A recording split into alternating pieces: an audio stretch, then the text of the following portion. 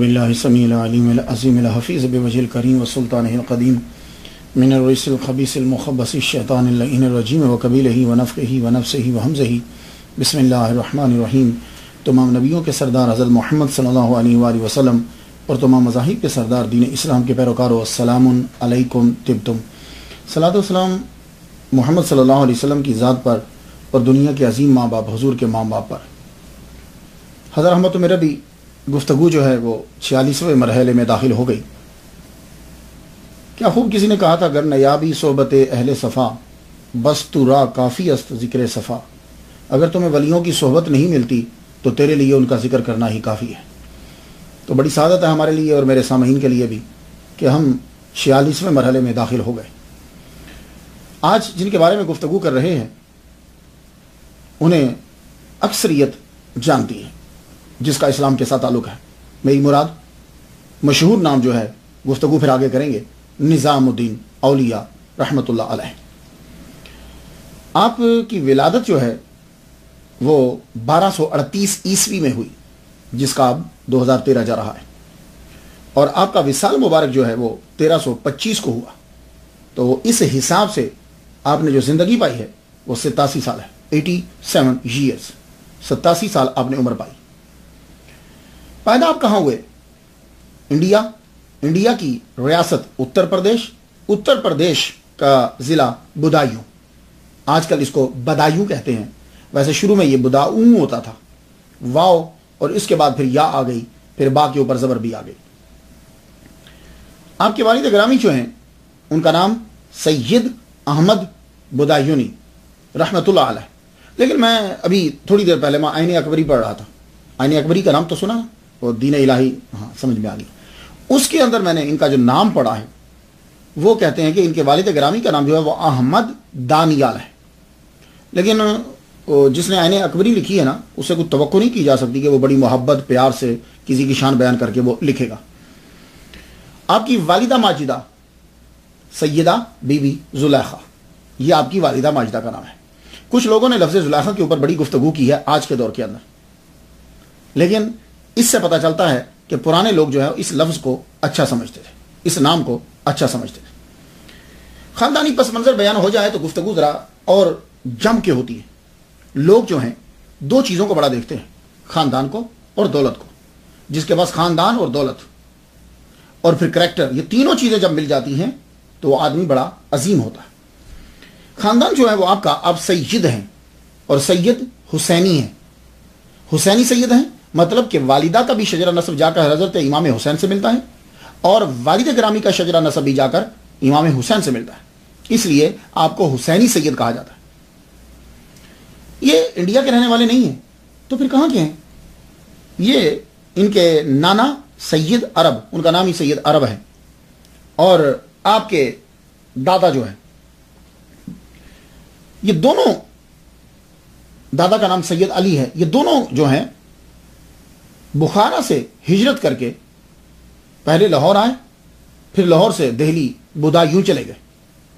وہاں جا کر خواجہ نظام الدین اولیاء کے دادا نے اور نانا نے، دونوں آپس میں دوست ہوں گے، لگتا ہے جو یہ چل رہے ہیں نا دوست لگتے ہیں، کہ بخارا سے اکٹھے آئے، پھر لاہور سے، اس وقت راؤٹ یہی ہوتا تھا جس کو عام لفظوں میں ہم روٹ کہتے ہیں نا، راؤٹ جو ہوتا تھا نا مسافروں کا، جو بھی ادھر سے آتے تھے زیادہ تر یہی راؤٹ ہوتا تھا۔ پہلے لاہور آتے، لاہور سے کچھ ملتان کی سائڈ پہ نکل جاتے، کچھ ادھر دہلی چلے جاتے، لیکن زیادہ تر لاہور اور دہلی، پھر دہلی سے آگے نکلتے۔ تو یہ لاہور آئے، لاہور سے دہلی پہنچے، بدایوں میں جا کے قیام کر لیا۔ وہاں جب قیام کیا تو اللہ تعالیٰ نے دونوں کو اولاد دی، تو پھر کیا ہوا کہ دونوں نے دوستی کو پکا کر لیا۔ سید عرب نے اپنی بیٹی اپنے دوست کے بیٹے کو دے دی، تو اس طرح رشتہ جو ہے وہ اور مضبوط ہو گیا۔ تو جو نظام الدین اولیاء رحمۃ اللہ کے ابا ہیں، یہ بدایوں کے قاضی بھی رہے ہیں۔ اس سے اندازہ لگا لیجئے کہ معاشی حالت ٹھیک ٹھاک ہوگی، اور جب قاضی ہیں تو عالم بھی ہیں، کیونکہ جاہل تو قاضی نہیں لگے گا، پڑھے لکھے۔ تو قاضی تب لگتا تھا آدمی جب مروجہ علوم اس نے پڑھے ہوتے تھے، چیف جسٹس ہوتا تھا، قاضی جج ہوتا تھا، تو معاملات جو ہیں وہ بہتر چل رہے تھے، گھر کے حالات ٹھیک چل رہے تھے۔ اللہ تعالیٰ نے نظام الدین اللہ اکبر. ان کا نام اصل محمد ہے. انہوں نے جنم لیا 1238 کے اندر. لیکن ہوا یہ کہ جب آپ 5 سال کے ہوئے تو آپ کے والد گرامی جو ہیں وہ دنیا سے تشریف لے گئے. اللہ تعالیٰ نے جس کو بڑا بنانا ہوتا ہے نا اور اس میں صلاحیتیں پیدا کرنی ہوتی ہیں شروع سے اس کو تکلیفیں دینے لگ جاتا ہے. لیکن تکلیف دیتا چھوڑتا نہیں ہے, ساتھ رہتا ہے, حوصلہ بھی بڑھاتا رہتا ہے. یہ تکلیف کیوں ہوتی ہے؟ وجہ یہ ہوتی ہے کہ بچے کو اگر پریشانی نہ ہو تو وہ توجہ نہیں دیتا. یہ انسان کا بھی ہے. انسان کو جب پریشانی آتی ہے آپ لوگ جب پریشانی ہو تو نماز بڑی پڑھتے ہو, اللہ کی طرف دھیان چلا جاتا ہے, ذرا آسانی پیدا ہوتی ہے سب ختم ہو گئے. تو وہ کوئی لوگ ہوتے ہیں کہ جو ہر حال کے اندر ایک جیسے رہتے ہیں. تو اللہ تعالیٰ ساری چیزیں پھر سکھاتا ہے. تو 5 سال میں باپ کا سایہ سر سے اٹھ گیا. اب جب سایہ اٹھا, معاشی حالت جو ہے وہ تھوڑی سی ڈگمگا گئی, غربت آنے لگی. آپ کی ایک بہن کا تذکرہ بھی ملتا, آپ کی والدہ نے آپ کو پالا, لیکن اس عظیم عورت نے آپ کو چھوڑا نہیں ہے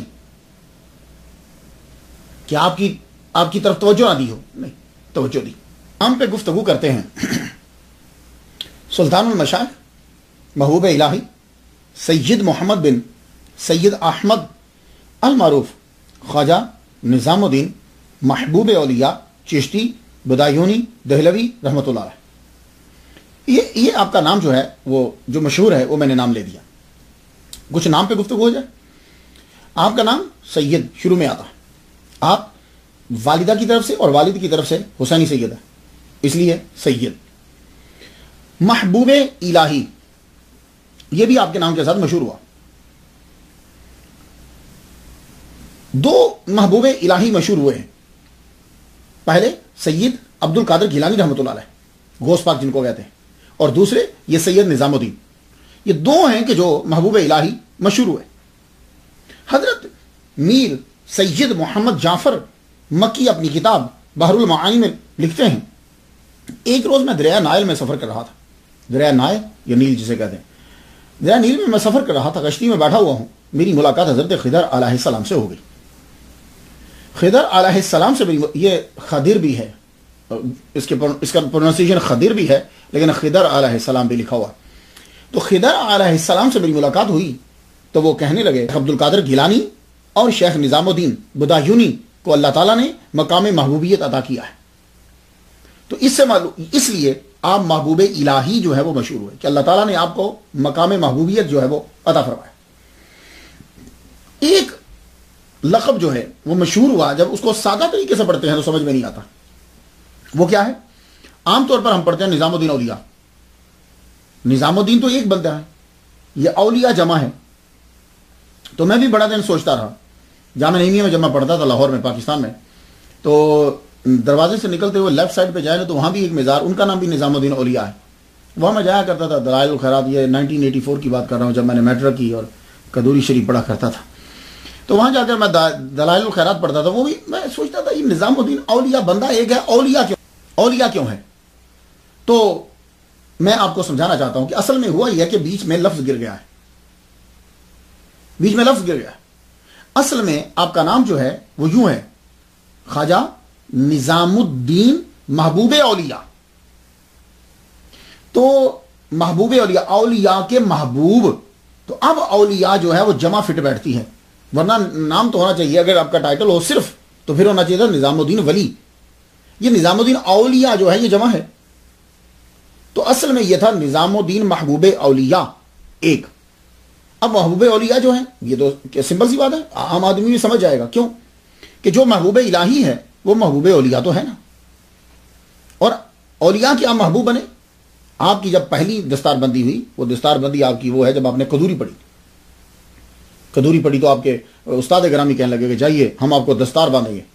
آپ گھر آئے, اپنی والدہ سے بات کی, کہا ماں جی استاد دستار مانگ رہے ہیں. تو تب پگڑی بڑی مہنگی ہوتی تھی, اور پگڑی 2 قسم کی ہوتی تھی تب, ایک سوتی ایک ریشمی.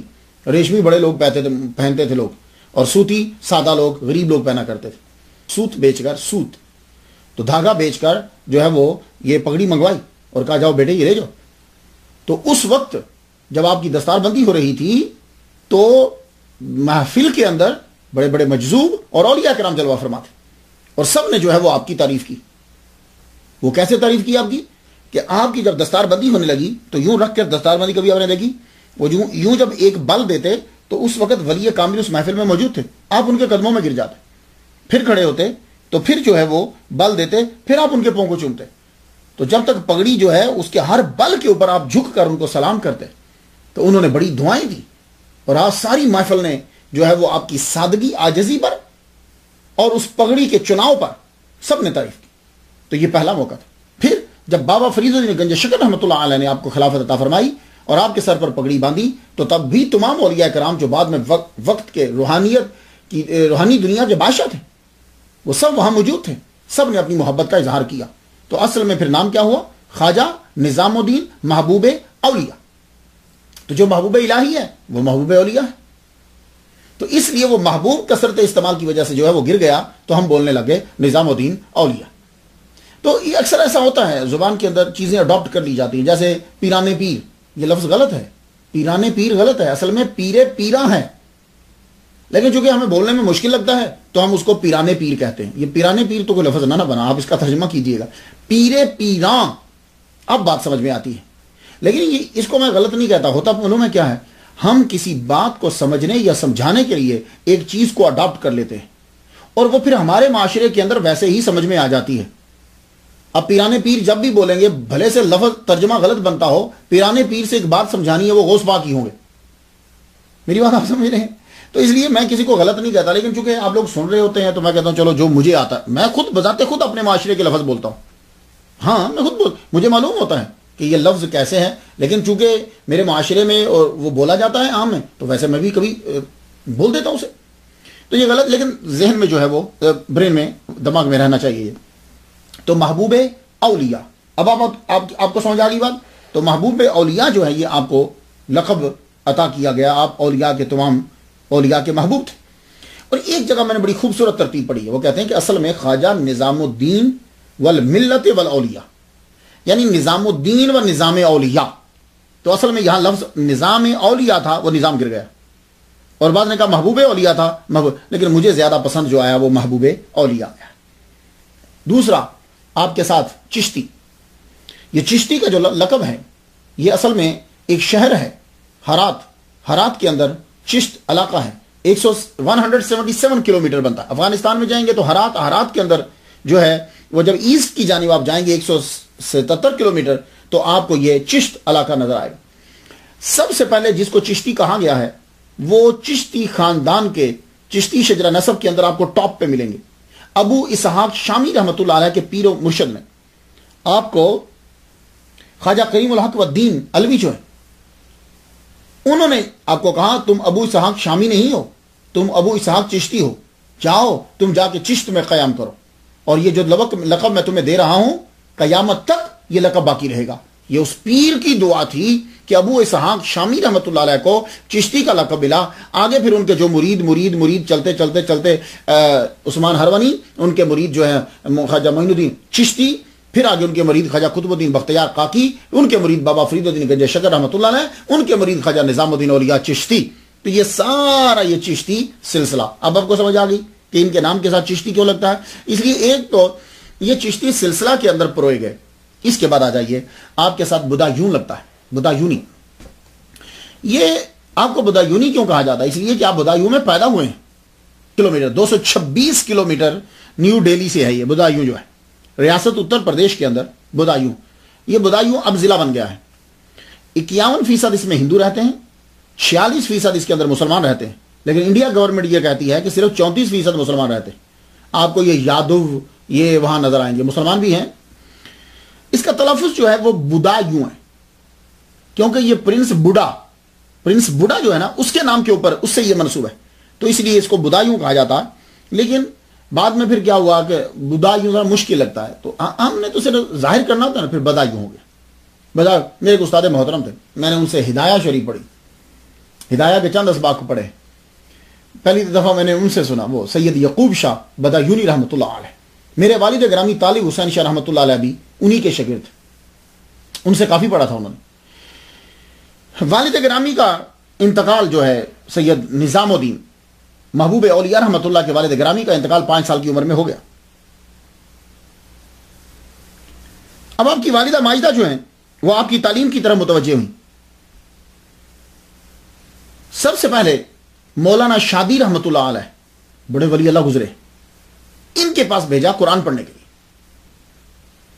آپ جب ان کے پاس قرآن مجید پڑھنے کے لیے گئے تو ان کی کرامت تھی. پرانے دور کے بزرگ بھی کیسے ہوتے تھے، اللہ اکبر. ان کی کرامت یہ تھی کہ جو ان سے پہلا پارا پڑھ لیتا تھا مرنے سے پہلے وہ قرآن کا حافظ ضرور ہوتا تھا. یہ ان کی کرامت. تو پہلا پارا خواجہ نظام الدین محبوب اولیاء رحمۃ اللہ علیہ نے انہی سے پڑھا، مولانا شادی رحمۃ اللہ علیہ سے. یہی وجہ ہے کہ آپ کی 20 سال تک آپ نے قرآن مجید کی طرف دھیان نہیں دیا، پھر آپ کسی اور طرف لگ گئے. 20 سال کے بعد پھر آپ نے بیٹھ کر پورا قرآن مجید یاد کر لی. تو ان سے آپ نے پہلا پارا پڑھا. پھر قدوری شریف مولانا علاؤ الدین اصولی رحمۃ اللہ علیہ سے پڑھی. ان کو اصولی اس لیے کہتے ہیں کہ فقہ کے اندر یہ مہارت رکھتے تھے، زبردست مہارت. علامہ اخبار الاغیار میں ہے مولانا شمس الدین سے، یہ ادب اور لغت کے ماہر تھے، ان سے بھی پڑھا. ان سے آپ نے مقامات حریری بھی پڑھی. اور مقامات حریری اللہ اکبر، چلو کبھی آپ جا کے اس کو چیک کیجیے گا، بڑی مشکل ہے. مقامات حریری جو ہے یہ فاضل عربی کے اندر بھی کچھ پڑھی جاتی تھی.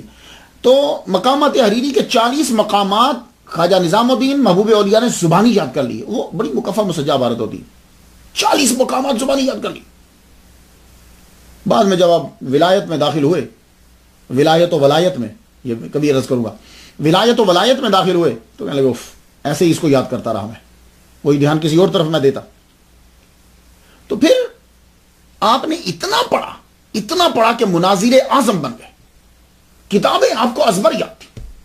جتنے مروجہ علوم ہیں، فقہ، حدیث، منطق، فلسفہ، حیات، کلام، سب آپ کو زبانی کتابیں آتی. اور اتنے مناظر مشہور ہوئے آپ کہ کوئی مولوی، کوئی باطل، کوئی کسی فرقے کا وہ اسلام پر اٹیک نہیں کر سکتا تھا. محفل کے اندر جب آپ گفتگو کرتے تو لاجواب کر کے رکھتے تھے. آپ لوگوں نے کیا سمجھا کہ یہ ولی کامل جو ہیں یہ بس بیٹھ جاتے تھے؟ نہ، پہلے تمام علوم پڑھتے تھے. یہ قرآن حدیث اس کا ترجمہ پڑھنے کے لیے اردو ترجمہ نہیں دیکھنا پڑتا تھا ان کو. قرآن کا ترجمہ آتا تھا، سب حدیث کا سارا ترجمہ آتا تھا، سب چیزیں انہیں آتی تھی. اب انہیں کو دیکھ لیجیے آپ. کیا آپ نے کبھی یہ سوچا بھی ہوگا کہ خواجہ نظام الدین اولیاء بھی مدرسہ میں پڑھ کے نکلے ہوں گے؟ مدرسہ میں سارا پڑھا، 16 سال تک آپ نے پڑھا. مولانا کمال الدین سے آپ نے مشارق الانوار پڑھی. مولانا احمد تبریزی سے بھی آپ نے حدیث پڑھی. اور آپ اب ان کے علم کا اندازہ اس بات سے لگائیے، سارا کچھ پڑھنے کے بعد پھر بابا فرید الدین گنج شکر رحمۃ اللہ علیہ سے آپ نے جا کر 6 پارے قرآن مجید کے پڑھے. یہ چیز دیکھیے ذرا، یہ صوفیہ میں ہے. یعنی سارے مروجہ علوم پڑھنے کے بعد 6 پارے بابا فرید الدین گنج شکر رحمۃ اللہ علیہ سے. عوارف المعارف کے کئی باب پڑھے آپ. شہاب الدین سہروردی رحمۃ اللہ کی کتاب، بڑی ٹاپ کی کتاب، آپ بھی کبھی اسے پڑھیے گا. عوارف المعارف پڑھی، التمہید فی بیان توحید پڑھی، سب کن سب بنی. پھر لوائح قاضی حمید الدین نگوری رحمۃ اللہ علیہ کی کتاب آپ نے ان سے پڑھی. تمام مروجہ علوم اور کتابیں جو ہیں وہ اپنے ازبر یاد کر لی. اللہ اکبر جل شان. کوئی آپ کے سامنے بیٹھ نہیں سکتا تھا. تو جب آپ پڑھ چکے، اب آپ کا دل کیا کہ میں دہلی چلا جاؤں. آپ بدایوں میں رہتے تھے، شہر کے اندر جاؤں، اور آپ کو قاضی بننے کا بڑا شوق تھا. آپ فرماتے تھے میں جج بن جاؤں، قاضی بن جاؤں. آپ اپنی والدہ اور اپنی بہن، ان کی شادی ہو چکی تھی، بچے تھے 2 ان کے. ان کو بھی نہیں جانا ہے. پہلے کہنے لگے ماں آپ رکو، میں جاتا ہوں دہلی، میں ذرا چیک کر کے آتا ہوں، پھر رہیں گے کہاں، مکان کا بندوبست کر کے آتا ہوں. خواجہ نظام الدین محبوب اولیاء رحمۃ اللہ علیہ دہلی آئے. اب جب یہاں آئے، حالات کا جائزہ لیا آپ نے. جائزہ لینے کے بعد واپس آئے. پھر آپ دوسری بار آئے. دوسری بار پھر آپ نے اپنی والدہ کو، اپنی بہن کو، ان کے جو بچے وہ 2، انہیں ساتھ لیا. ساتھ لے کر آپ دہلی آتے ہیں. اب دہلی آ کر پہلے شروع میں آپ مختلف جگہوں پہ رہے. سرائے نمک کے اندر رہے، یہ ان جیسے آج کل ہالیڈے ان، ڈے ان، اسی طرح اس کا نام بھی سرائے نمک. سرائے نمک میں رہے. پھر اس کے بعد امیر خسرو جو ہیں، ان کے ماموں کی حویلی خالی تھی، وہ کہیں گئے ہوئے تھے، تو امیر خسرو رحمۃ اللہ علیہ نے ان کو اپنے ماموں کی حویلی میں رکھ دیا. وہ اچانک واپس آ گئے. آپ آتے ہی انہوں نے نکال دیا، چلو نکلو، خالی کرو میرا مکان۔ بیچارے کہاں جاتے؟ وہاں سے اٹھے تو ایک اور مکان میں پہنچے، شیخ صدر الدین کے گھر میں رہنے لگے۔ پھر وہاں سے بھی چلے تو سرائے رکابدار میں جا کر رہنے لگے۔ پھر شادی گلابی کے گھر میں آئے، پھر شراب دار شمس الدین کے گھر میں جو ہے وہاں پہنچے۔ تو یہ اتنی جگہوں پہ رہنے کے بعد پھر آپ نے ایک جگہ جو ہے وہ قیام کر لیا۔ قیام کیا، آپ کی والدہ ماجدہ اور آپ کی عمر 16 سال۔ اب وہاں دہلی کے اندر اور مزید پڑھا، پڑھتے بھی ساتھ کچھ کام بھی کرتے، کو تھوڑا سا مل جاتا گھر لا کے دے دیتے، گھر کا خرچہ چلتا۔ ماں جو ہے وہ بیچاری سوت ابھی بھی کاٹتی، لیکن اب جسم نے ساتھ چھوڑ دیا، ماں جو ہے وہ کمزور ہو گئی۔ ماں کمزور ہو گئی، چارپائی کے اوپر پڑ گئی، بڑی مشکلوں سے پالا تھا۔ تو خواجہ نظام الدین آپ بیٹھے رہتے جامع مسجد کے اندر، عبادت کرتے رہتے، اور جہاں آپ کو سبق پڑھنا ہوتا وہاں جا کے سبق بھی آپ حاصل کرتے۔ آپ آیا کرتے تھے والدہ ماجدہ سے ملنے کے لیے، تو والدہ ماجدہ آپ کی ڈھارس بنا دی تھی۔ ماں جو ہوتی ہے نا، اللہ کی بڑی رحمت ہوتی ہے، بڑے سے بڑی مشکل بھی جب ہونا تو ماں جب ہاتھ پھیرتی ہے تو مشکل احساس ہی نہیں ہوتا۔ خواجہ نظام الدین محبوب اولیاء رحمۃ اللہ علیہ فرماتے ہیں، کبھی گھر کے اندر کچھ نہیں ہوتا کھانے کو، فاقوں سے کئی دنوں سے واسطہ پڑا ہوتا، تو والدہ کیا کہتی؟ بابا محمد آج ہم اللہ کے مہمان ہیں، کئی دن سے کھانا نہیں کھایا ہوا۔ تو کیا ہوتا تھا؟ یہ جملہ بولتی تھی، بابا محمد آج ہم اللہ کے مہمان ہیں۔ تو خواجہ نظام الدین محبوب اولیاء رحمۃ اللہ علیہ کہتے اس وقت تو اس کی سمجھ نہیں آتی تھی، لیکن اب یہ جملہ بڑا مزہ دیتا ہے اور بڑا کیف و سرور حاصل ہوتا ہے اس جملے سے۔ آپ اپنی والدہ ماجدہ کو ملنے کے لیے آئے،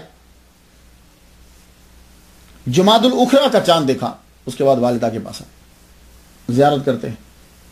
تو ماں جی نے ایک جملہ کہا، کہنے لگے بیٹے اگلے چاند کے بعد کس کو دیکھنے آؤ گے؟ کس کے سلام کو آؤ گے اور کس سے دعائیں لوگے؟ آپ رو پڑے، عرض کرتے ہیں ماں جی ہم آپ کے بغیر کیسے جئیں گے؟ 5 سال سے جس ماں نے بچے کو پالا ہو، اپنی پوری جوانی لگا دی ہو، تو اس کی جدائی، اور پھر اتنے نیک بیٹے ہوں، اللہ اکبر جل کہ ماں ہم تیرے بغیر کیسے جئیں گے؟ کہا جا کے اب سو جا، تو صبح آ جانا میرے پاس، جا کے سو جا۔ خواجہ کہتے ہیں کہ سونا کیا تھا، بیٹھا رہا، تہجد پڑھی۔ تہجد کے وقت کہتے ہیں کہ میں اپنی والدہ کے کمرے میں آ گیا، کمرے میں آیا تو میری والدہ جو ہے وہ اٹھی ہوئی تھی۔ آگے بیٹا؟ جی ماں میں آ گیا۔ تو اپنے بیٹے کا دایاں ہاتھ پکڑا، دایاں ہاتھ پکڑ کر یوں آسمان کی جانب کر دیا، اور کہتی ہیں الہی بے کس غریب اب تیرے حوالے ہے۔ اس کے بعد آپ کی رونے کی گئی تہجد کے بعد۔ یہ ہیں آپ کی والدہ ماجدہ، بڑے غمگین ہوئے۔ ماں ہی تو سہارا تھی، آمدن کا بھی کوئی ذریعہ نہیں ہے، نوکری ابھی تک ملی نہیں، بڑے غمگین اور بڑے پریشان رہنے لگے۔ لیکن اس پریشانی کے اندر آپ کی جو اکثر دوستی رہتی وہ کیا تھی؟ آپ خواجہ قطب الدین بختیار کاکی رحمۃ اللہ علیہ کی قبر پہ چلے جاتے، وہاں قبر پہ چلے جاتے، روتے رہتے۔ ایک دن وہاں بیٹھے رو رہے ہیں کہ ایک نورانی چہرے والے ایک بزرگ ظاہر ہوئے۔ بعض نے کہا یہ شیخ نجیب الدین متوکل، یہ بابا فرید کے بھائی ہی تھے۔ بزرگ آئے تو ان کا چہرہ بڑا نورانی تھا۔ آپ ان سے یہ کہنے لگے، آپ کہنے لگے میرے لیے دعا کرو میں قاضی بن جاؤں۔ انہوں نے یوں خواجہ نظام الدین محبوب اولیاء رحمۃ اللہ کا چہرہ دیکھا، چہرہ دیکھنے کے بعد کہنے لگے نہیں تم قاضی نہیں بنو گے، میں تو کچھ اور دیکھ رہا ہوں، میں دیکھ رہا ہوں کہ تم بادشاہ ہو اور تمام عالم تم سے فیض پا رہا ہے۔ یہ خواجہ قطب الدین بختیار کاکی رحمۃ اللہ علیہ کے قبر اطہر پر، قبر انور پر جو ہے وہ بابا نے یہ بات کی، کہتے ہیں کہ اس سے بڑی دل کو جو ہے وہ ڈھارس بڑی۔ پھر اکثر ان کی محفلیں جو ہیں وہ جمنے لگی۔ شیخ نجیب الدین متوکل، ان سے امین الدین محدث تبریزی ان کے ساتھ بیٹھنے لگے، محفلیں جمتی تھی۔ تو جتنے بھی اجودھن سے لوگ آتے تھے، پاک پٹن سے، جس کا نام آپ پاک پٹن ہے، آتے، وہ زیادہ تر شمس الدین شرابدار کے گھر میں رہتے تھے، ان کے ساتھ ملاقات وہی ہوتی تھی۔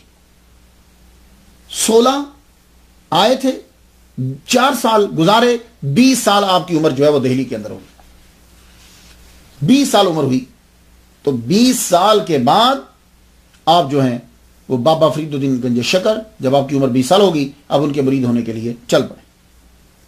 اب یہاں ایک نقطہ عرض کرنا چاہتا ہوں، یہ دیکھو یہ ایسے ہی اٹھ کے چل پڑے، او جی چلو میں بابا فرید الدین گنج شکر رحمہ اللہ کا مرید ہونے چاہتا ہوں، نہیں، پیچھے ایک تاریخ ہے، کہاں سے نام سنا ہے انہوں نے، یہ محبت من میں کیوں بیٹھ گئی، وہیں کیوں گئے، بہاؤالدین زکریا ملتانی رحمۃ اللہ علیہ اور بڑے بزرگ تھے اس دور میں، وہاں کیوں نہیں چلے گئے؟ تو آئیے میں اپنے سننے والوں کو یہ بتانا چاہوں گا کہ یہ اجودن کیوں گئے، پاک پٹن کیوں گئے۔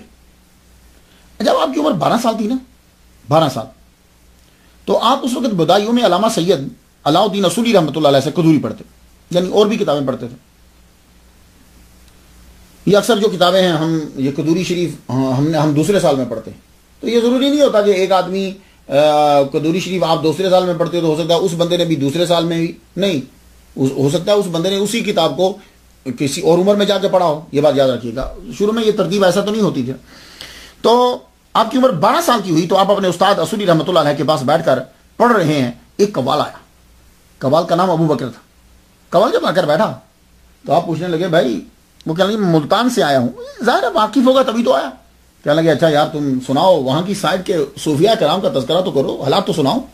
لو تو خواجہ نظام الدین محبوب اولیاء رحمۃ اللہ پاس بیٹھے ہوئے، تو وہ تذکرہ کرنے لگے۔ سب سے پہلے انہوں نے تذکرہ کیا شیخ بہاؤالدین زکریا ملتانی سہروردی رحمۃ اللہ علیہ کا، کہنے لگے واہ کیا کہنے حضور، کیا بتاؤں میں ان کو، بس یوں ہی سمجھ لیے کہ بادشاہ ہیں، ملتان کا بادشاہ بھی جو ہے وہ بھی وہاں آ کر پانی بھرتا ہے، ہمارا دولت کی ریل پہ لوگ پڑھ رہے ہیں، جا رہے ہیں، اور یہ اسلام کی تبلیغ کر رہے ہیں۔ کہا کوئی اور کسی اور کا تذکرہ کرو، کوئی اور بتاؤ، کسی کو ملے ہو؟ کہا ہاں میں بابا فرید الدین گنج شکر سے بھی ملا ہوں، وہ اجودن میں رہتے ہیں، پاک پٹن جس کا نام، میں اب پاک پٹن ہی بولوں گا اس لیے کہ سمجھ میں آ جائے۔ تو پاک پٹن جو ہے وہاں کیا کہنے، کیا نورانی چہرہ، کیا سادگی ہے، لوگ آتے ہیں فیض پاتے ہیں، نوری نور نوری نور، معرفت ہی معرفت ہر وقت۔ تو خواجہ نظام الدین کہتے ہیں میں اور قریب ہوا، ان کا نام لیتے ہی نا میرے دل میں ایک محبت پیدا ہو گئی، مجھے بڑی اچھی لگی ان کی تعریف یہ جو انہوں نے کی۔ کہتے ہیں کہ یہ تو چلے گئے، لیکن میں پھر بابا فرید کا نام اکثر لیتا تھا، اکثر مجھے ان کی یاد آ جاتی، تو میں ان کا نام لینے لگا۔ میری بڑی عقیدت ہو گئی، اتنی عقیدت ہو گئی کہ طلباء کو بھی پتہ چل گیا کہ اگر کوئی کام نظام الدین سے کروانا ہو تو تم بابا فرید کی قسم دے دو، نظام الدین ہر مشکل سے مشکل کام کر دے گا، اتنی محبت ہو گئی۔ تو طلباء کو کوئی بھی کام کروانا ہوتا تھا، آپ کو کہتے تمہیں نظام الدین تمہیں بابا فرید کی قسم کام یہ کرنا ہے، وہ فوراً کر دیتے، اتنی شدید جو ہے وہ محبت ان کے ساتھ ہو گئی۔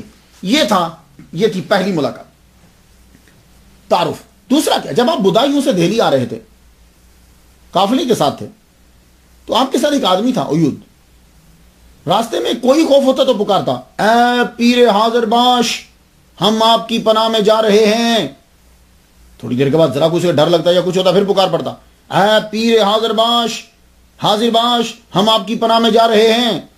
آپ نے کچھ دیر تو سنا، پھر کچھ آگے بڑھ کے پوچھا یہ تم کس کو پکارتے ہو بار بار؟ تو کہنے لگا شیخ فرید الدین گنج شکر رحمۃ اللہ علیہ کو۔ تیسری وجہ، بابا فرید الدین گنج شکر رحمہ اللہ کا دہلی کے اندر اٹھنا بیٹھنا شیخ نجیب الدین کے ساتھ۔ تو آپ جانتے ہو یہ شیخ نجیب الدین کون ہے؟ یہ بابا فرید کے چھوٹے بھائی ہیں، اللہ اکبر جل شانہ۔ اور دہلی میں ایک ترک نے ایک مسجد بنائی تھی، اس مسجد کے یہ امام تھے، اور انتہائی سادگی، قناعت پسندی، عاجزی و انکساری اور عبادت گزار، ان کے ساتھ بیٹھنا اٹھنا تھا۔ ان سے بابا فرید الدین گنج شکر رحمۃ اللہ علیہ کے حالات یہ سنتے رہتے۔ تو بابا فرید سے محبت تو تھی، سوچتے رہتے کیا کروں۔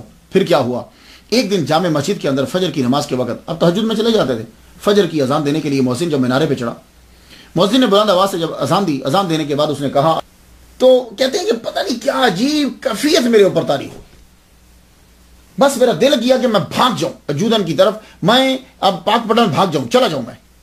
تو کہتے ہیں کہ میں تیار ہوا، غسل کیا، احرام باندھا، یار کیا عقیدت تھی ان لوگوں کی، احرام باندھا، احرام باندھ کر مسجد میں آ گیا، 2 نفل پڑھنے لگا، تو ذہن میں ایسے خیال آیا یہ میں کیا صحیح کر رہا ہوں، احرام باندھ کر میں اجودن جا رہا ہوں، جیسے چادریں 2 باندھ رہے ویسے چادریں باندھ لی آپ نے.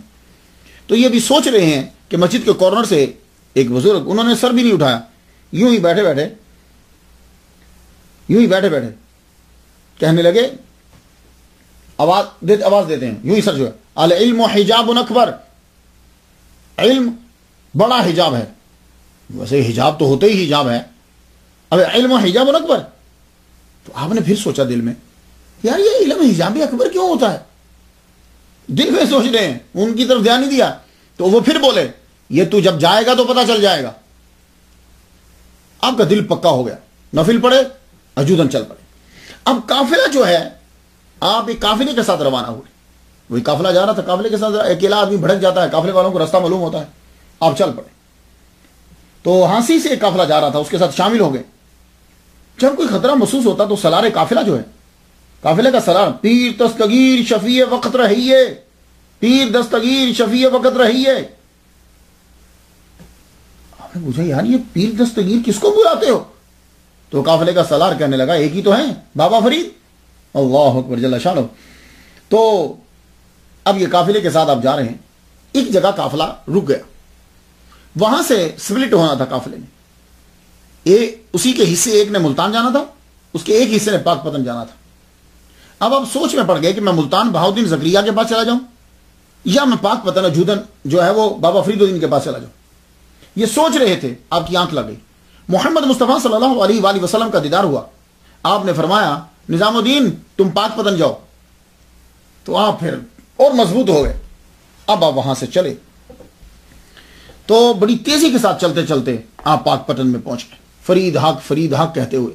اور سفر میں یا حافظ یا ناصر یا معین، یہ خواجہ نظام الدین یہ کہتے ہوئے چل پڑے. اور آپ بھی لوگ جب سفر کرو تو یا حافظ ہو یا ناصر ہو یا معین، آپ ایکسیڈنٹ سے آفات سے بچ جاؤ. یہ پڑھتے ہوئے جایا کرو اور پڑھ کے نکلا کرو. آپ جب 11 رجب بروز بدھ ظہر کے وقت خانقاہ فریدیہ کے اندر پہنچ گئے، ظہر کی نماز بابا فرید کے خانقاہ کے اندر ادا کی. بابا فرید نے آپ کے چہرے کی جانب دیکھا.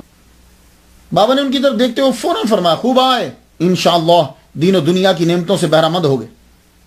اور آپ نے اسی وقت بیٹھے بیٹھے جو پہلی ملاقات میں ہی اپنا کلہ اتار کے ان کے سر کے اوپر رکھ دیا. اللہ اکبر جل شانہ. اور معلوم ہے کیا کہنے لگے؟ یہ بات سننے والی ہے. کہنے لگے اچھا ہمارے جمال الدین کے فرزند سے ملے تھے تم؟ جمال الدین کے فرزند سے ملے تھے؟ یہ کون ہے؟ وہی جو مجذوب جو ہے وہ نکر میں بیٹھے ہوئے تھے، جنہوں نے سر جھکا کے کہا تھا العلم حجاب اکبر. آپ کو ایک دم یاد آ گیا. کہنے لگے ہاں بابا میں ملا ہوں ان سے. کہنے لگے اچھا تو کیا کہہ رہے تھے وہ؟ کہا جی کہہ رہے تھے العلم حجاب اکبر، علم جو ہے یہ حجاب اکبر ہے. یہ آپ نے بھی بارہا سنا ہوگا، مولوی بھی بار بار بولتا ہے العلم حجاب اکبر. لیکن اس کا مطلب کیا ہے؟ کیا اتنا کافی نہیں تھا؟ العلم حجاب، علم ایک پردہ ہے؟ نہیں، حجاب کی 2 قسمیں ہوتی. تو بابا فرید نے پھر اقدا کھولا، فرمانے لگے بیٹے حجاب کی 2 قسمیں ہوتی. ایک حجاب ظلمت ہے، اندھیرے کا حجاب. تو جب اندھیرا چلا جاتا ہے تو چیز نظر آنے لگ جاتی، یہ بھی ایک حجاب. اور ایک حجاب ہے نور کا، روشنی کا. جب بہت زیادہ لائٹ آپ کی آنکھوں پہ ڈال دی جائے تو تب بھی نظر نہیں آتا. تو فرمانے لگے علم کو اس لیے حجاب اکبر کہا جاتا ہے کہ یہ نور ہے، علم تو نور ہے نا. تو یہ بعض اوقات حجاب اکبر اس لیے کہتے ہیں اس کو. اب آپ سمجھ گئے کہ زیادہ لائٹ بھی پڑ جائے تو بھی چیز نظر نہیں آتی، تو ظلمت بھی ہو تو بھی چیز نظر نہیں آتی. اللہ اکبر جل شانہ. 7 ماہ اور 17 دن خواجہ نظام الدین محبوب اولیاء رحمۃ اللہ علیہ نے بابا فرید کی خانقاہ میں گزارے. 7 ماہ 17 دن. اس پیریڈ کے اندر آپ پڑھاتے بھی رہے، پڑھتے بھی رہے. خود میں نے آپ کو بتایا کہ 6 پارے انہوں نے پڑھے. عوارف المعارف کے باب پڑھے انہوں نے لواحق جو ہے قاضی حمید الدین نگوری رحمۃ اللہ کی سب کا یہ سب بھی پڑھا آپ نے. اللہ اکبر جل شانہ. اس کے علاوہ جو بھی وظائف تھے وہ بھی. 7 ماہ 17 دن جب گزر گئے تو آپ نے سارے صوفیاء کو جو ہے وہ اکٹھا کر لی. جب اکٹھا کیا جتنے خانقاہ میں اولیاء تھے، اکٹھے کرنے کے بعد مولانا بدر الدین اسحاق سے یہ کہا، یہ آپ کے داماد بھی، ان سے یہ کہا کہ خلافت نامہ جو ہے وہ لکھو. خلافت نامہ لکھا گیا.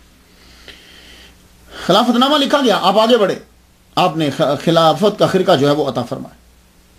یہ خلافت جو جبے ملتے تھے نا، یہ مختلف قسم کے ہوتے تھے. بڑی بڑی درباروں کے اندر بندہ جب آتا تھا تو اسے دیتے تھے، جب خلافت ہوتی تھی تو دیتے تھے.